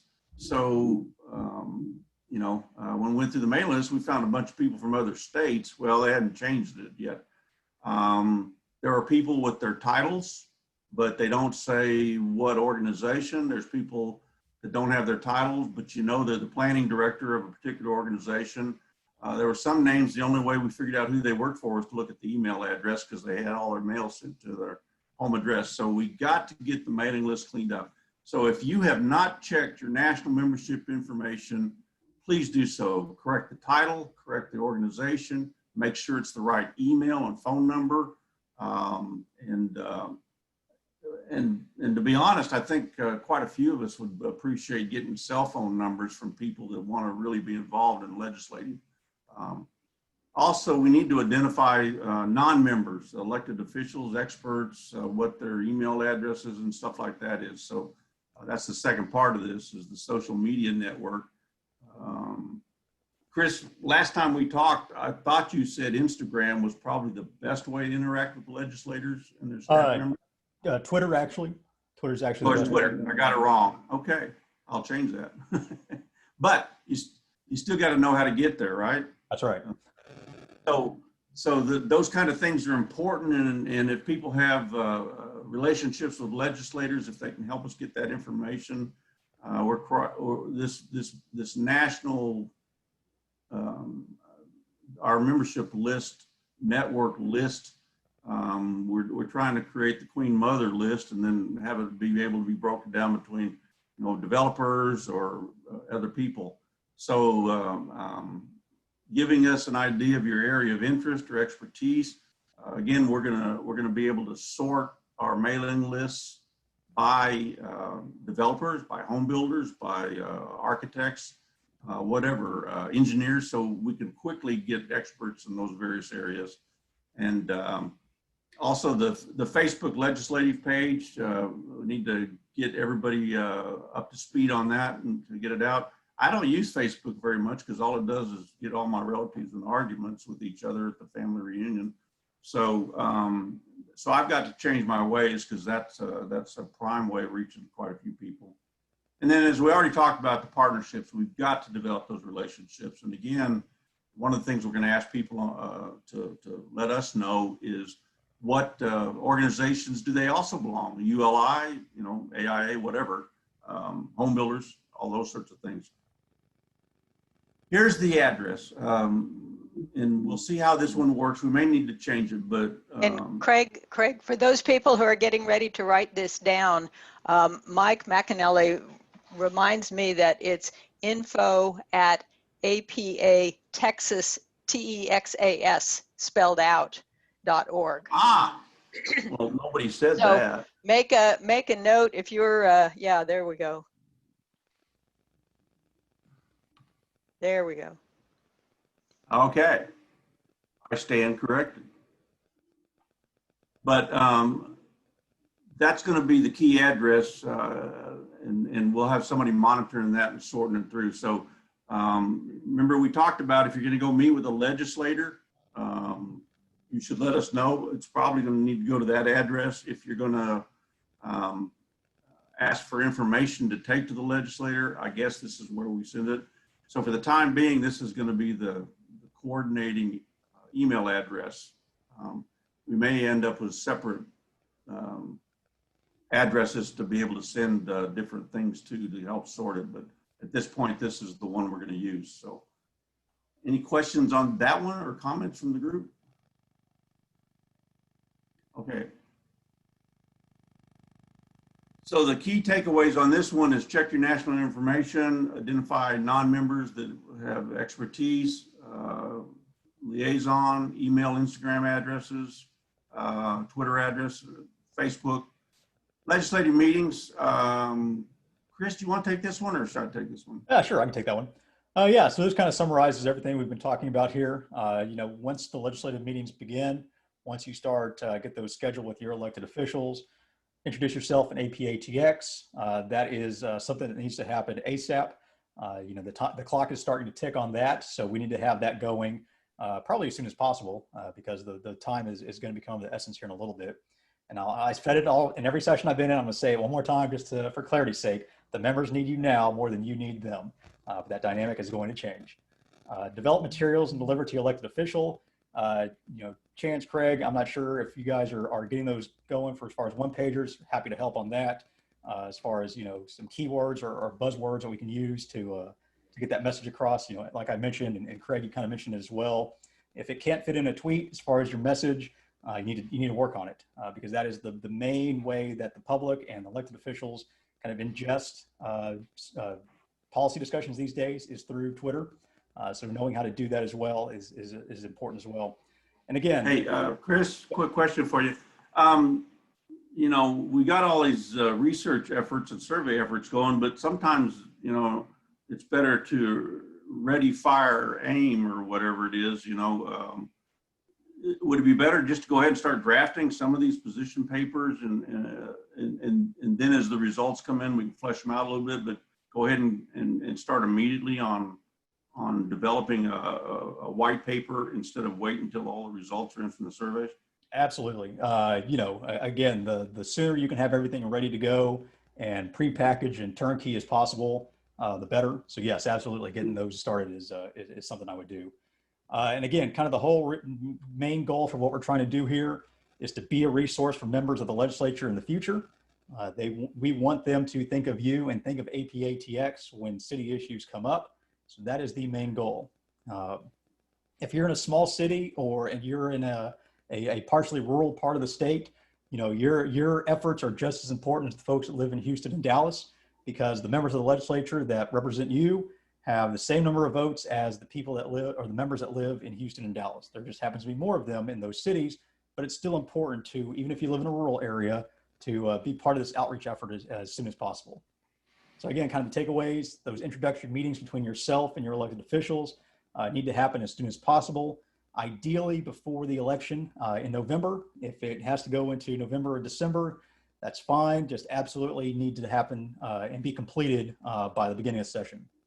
Because as we mentioned, the dynamics change once session starts. I think we've talked about this enough, the surveys and all that sort of thing. We just need everybody possible to fill out the surveys when we send them out. And if you did not receive a plating survey in your city, please send your link to that same info at APA Texas, so we can make sure we get you a copy. The more cities, that's the soundbite. We had 197 cities say that the shot clock is harder on the developers and the engineers than us. That's the soundbite we need to be able to do. See, legislative meetings. Well, again, Chris, you want to take that one? I think we've covered it, but yeah, I think we already went over that slide actually. Whoa, what's going on? All right, here we go. Knowledge is power. This was yours, wasn't it, Chris? Yeah. So the purpose behind the white papers is that knowledge is power, and the content gets you heard. Creating good content really gets you heard. And again, that's to prove that APATX are the experts when it comes to these areas of policy, which is why we're hopefully going to get enough of these white papers out there that it is undeniable to admit that APATX are the experts when discussing these issues. And in a virtual session, producing content is gold. If the white papers are great and they take off, that's fantastic. If you can create additional content based on those white papers to reinforce them through video or through social media posts, that's fantastic as well, because that keeps the content at the top of the cycle that folks see on social media. It keeps it at the top of the attention span for the members and their staff. So that creating those papers pays off then later on for additional content that you can use to increase those messages. The white papers are real world proof of how policy changes are being implemented. Seeing the survey results and the messages from there and the takeaways from there are going to be great to then input into a white paper to prove with data that these new requirements are actually a detriment to development as opposed to helping development. That's going to be, I think, a huge takeaway for this whole project and the whole reason why we're doing this. So again, the whole reason we're doing this is that experts in key areas need to volunteer. If you have expertise, if you know what you're doing, if you're helpful in creating those white papers, you need to be involved. You need to be personally involved because the members need to hear that information. So the white papers need to be completed. I put February 2021. I think Craig, you came back. I changed that, but because if the bills are getting filed in November. Yeah, so that could go either way. I put February because that's close to when the filing deadline is. And if there are bills that keep coming out, if you can get the content out, in time on those bills before they're heard on the floor, that's great. Certainly November needs to happen as well, just to have some content going into session and going out of the campaign cycle. That's important as well. So might keep both dates in there. So we'll call November a goal, but February an absolute. Absolutely. Yeah. I believe this year's, Chris. Yeah, so this is kind of a timeline that I created. So in a separate life, I worked in political campaigns, and my job basically was to create this outline and keep the candidate to that outline to get where we want to go. So that's what I did for you all here. So backtracking from February of 2021, which is the bill filing deadline, or near the bill filing deadline, here's what needs to happen before we get to that point, because once bills can't be filed anymore, your advocacy efforts then shift from playing offense to playing defense. So for now, what needs to happen starting today is you need to start outreaching and delivering APATX talking points to members through individual meetings or group meetings, again, to start building those relationships and start proving yourselves as experts in these fields. And then below that, you have cities need to develop their legislative priorities.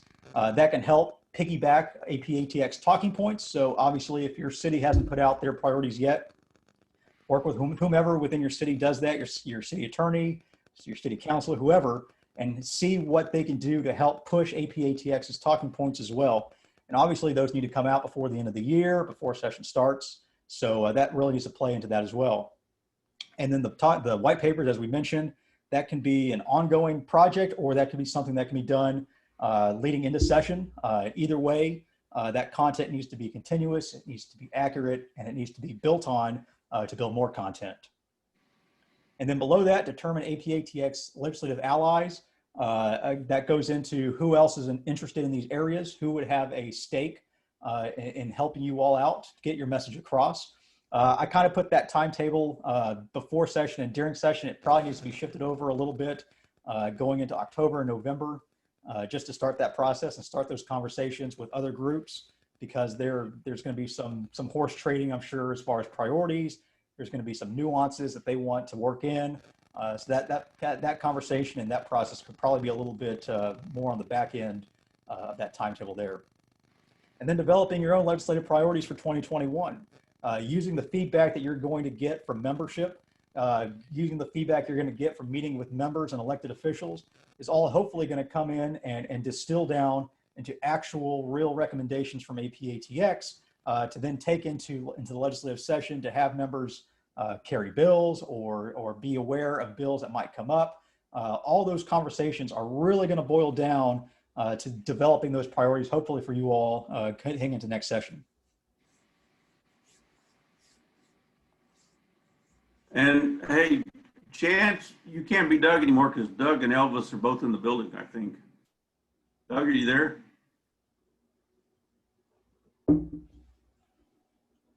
Maybe not. You can be Chance. Sorry. Yeah, I'll cover it. So while we still have all the COVID things going on, we are still planning ahead. So everything going forward is of course tentative.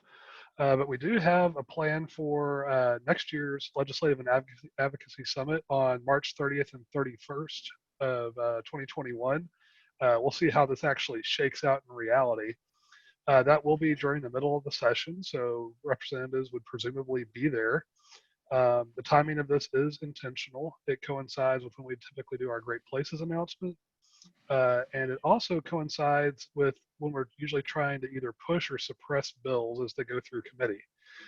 So we, or maybe even seek amendments, as the case may be. So it is an important opportunity to go in and get some face time. Ideally, this will be us reinforcing the conversations that we've had in the off season going on right now versus essentially being cold calls. That's our goal.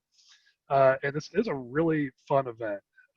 You're getting to meet interesting people, both at the staff level and individual representatives. You get to kind of see some of the things in action. There were actually committee meetings going on when we did this last year that we were providing testimony on. So I really encourage y'all to put this on your calendar. Hopefully you'll get to come down to Austin, hang out with me for a little bit, and check this out. I think that about covers the summit. Oh, we had a great social event afterwards too that night, and some of the legislators slid by for that meet and greet, and it was a good time. So if we're doing things right, next time we'll have 4 times as many people. Absolutely. Yeah, those receptions are very much needed during session. So the members and the staff, love showing up for those events afterwards. That's a great way to kind of build those relationships. If you have a couple of beers or 3 with a member, that's a great way to slip in some advocacy if you can there towards the end of it. Okay, so Heather, I think we're ready for questions. Okay, it doesn't look like we have any right now. Well, I got one. So, we're reaching out, I think, to, 50, 60 people. We need to talk about, it occurs to me, I mean, some of the national and Chris's stuff on how to be advocate and those sorts of things. We need to make it available and seen by, 300 or 400 planners, not, less than 100. So how are we going to do that? Any ideas, guys? I'm sorry, you cut out there for me a little bit there, Craig. What was the question? Oh, how are we gonna send this message that we've had this summit about to the mainstream planners? How are we going to get it there? Will people be able to watch individual sessions and learn how to advocate? I mean, personally, next time right before I go down to Austin, I want to relook at Chris's stuff about how to advocate, to remind me to, send them a handwritten note when I'm done and all the other great little tricks. So how are we going to get that? So I think our game plan, Craig, is to get most of this information posted to the website pretty quick. I think that's going to involve us doing a few little snips and cuts to create individual session videos. Heather's nodding her head like that's the case, and some things like that. So we definitely want to get this posted and out. We'll probably push out via our newsletter, and also let folks know on our own social media that, hey, we've got this additional content available. We also do have the APA C3 event coming up that's going to be looking at the whole wide range of topics, of course, but we can certainly make it a point to emphasize that this information is available during that larger conference event too. That actually picks up other states because a lot of this is transferable to elsewhere. Yeah, maybe some of these should be actual sessions. I know it's getting pretty late in the game. Yeah, we can't add any more sessions. Maybe some. Well, we've got a session already scheduled for that conference. Yeah. It's going to talk about some of these things. So we will be covering it there.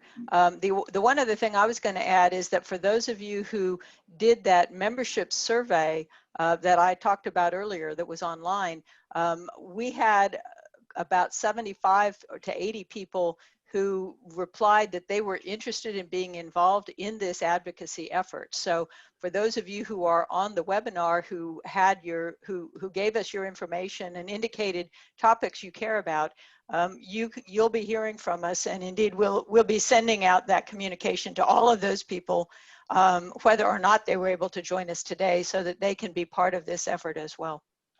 And I just saw a question pop up about, for those with freshman legislators coming in, what's the best time to first initiate the conversation?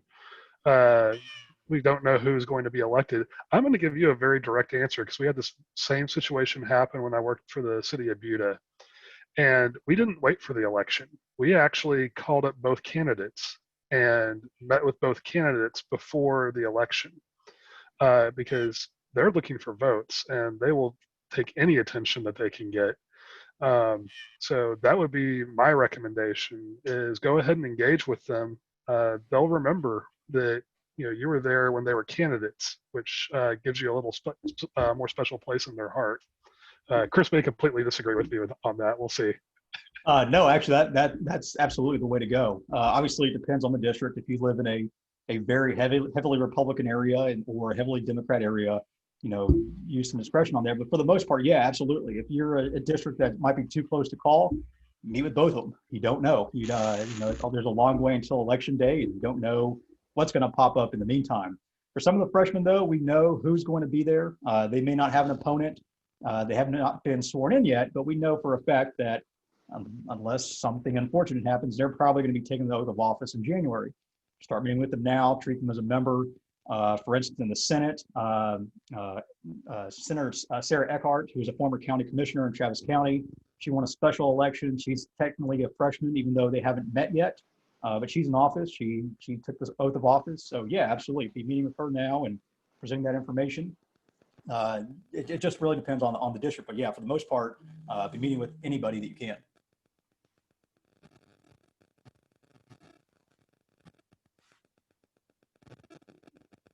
No more questions? Chris, one last question. You had indicated that you had lists of all the legislators and their contact staff members and those sorts of things. The couple sessions that I testified at, we actually had a lobbyist, and I quite often took that lobbyist. Well, I didn't do it; they took me. But they would set up a meeting with the staff member and take us over there. Is there any of that ability to do that with y'all? That you help us get in the door, or even get arrange for us to meet with the right staff person on somebody? Generally, as far as lobby contracts go, that's a huge part of it, is facilitating meetings, piggybacking on our relationships with the people that we know within the Capitol is a huge part of that. I would argue that it's probably a majority of what we actually get paid for as lobbyists is just those relationships. So yes, that would be something that would be available. So if we're coming to Austin and we think we're going to meet with some legislators, we should let you know that we're going to do that somehow. Yeah, ideally that would be a conversation we've had, hopefully a week in advance or at the latest, just because we want that office to know who's coming, let them know, who you guys are, what you're looking to talk about, so that way they're prepared as well. That just goes to the preparation for the meeting. It's a big part, again, as well of what we do is just making sure those conversations, kind of like Chance said, is not a cold call. It's making sure that they're familiar. If they're new staff, or if they're a staffer that hasn't met with you all yet, at least letting them know some basic information of who you all are. Okay, so again, I guess if you're going to go to Austin, send the information to info Texas, APATexas.org, and get that information to us, and somebody will sort that and send it on to Chris, and there'll be follow up. Okay. All right, well, that does it for the questions, and now we'll turn it over to Chance to close us out. All right. So for those of you that powered through all this, great job. We know that the legislative topics can be dry. Hopefully this was a bit more interesting as we really got down into exploring how do you actually take information about what the legislative process and turn it into something forward-looking and that you can achieve and moving forward and advocating for good and thoughtful planning in this state. This was the first official APA Texas virtual webinar where we had multiple speakers swapping in and out. So this is partly an experiment in that process in preparation for the APA C3 event. That will be on a different platform, but it will have it will have a Zoom backbone to it. So a lot of the functionality is very similar to Zoom. But again, really appreciate everybody joining. Appreciate all the speakers that have joined us. That included folks from the national level, other city employees, legislative consultants, and everybody involved. Also, a special thanks to Mike McAnally, who got to spend the last month or so getting baptized into Zoom and learning learning how all that works. And also, y'all noticed periodically somebody pop up.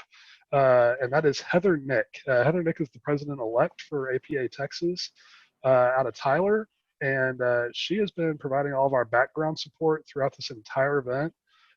So she has literally set everything aside at work and has been hanging out with us, making sure that all this went off without a hitch. So huge thanks to all of them, and thanks to all of you.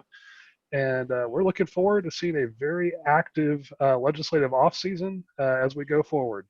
Thanks, everybody.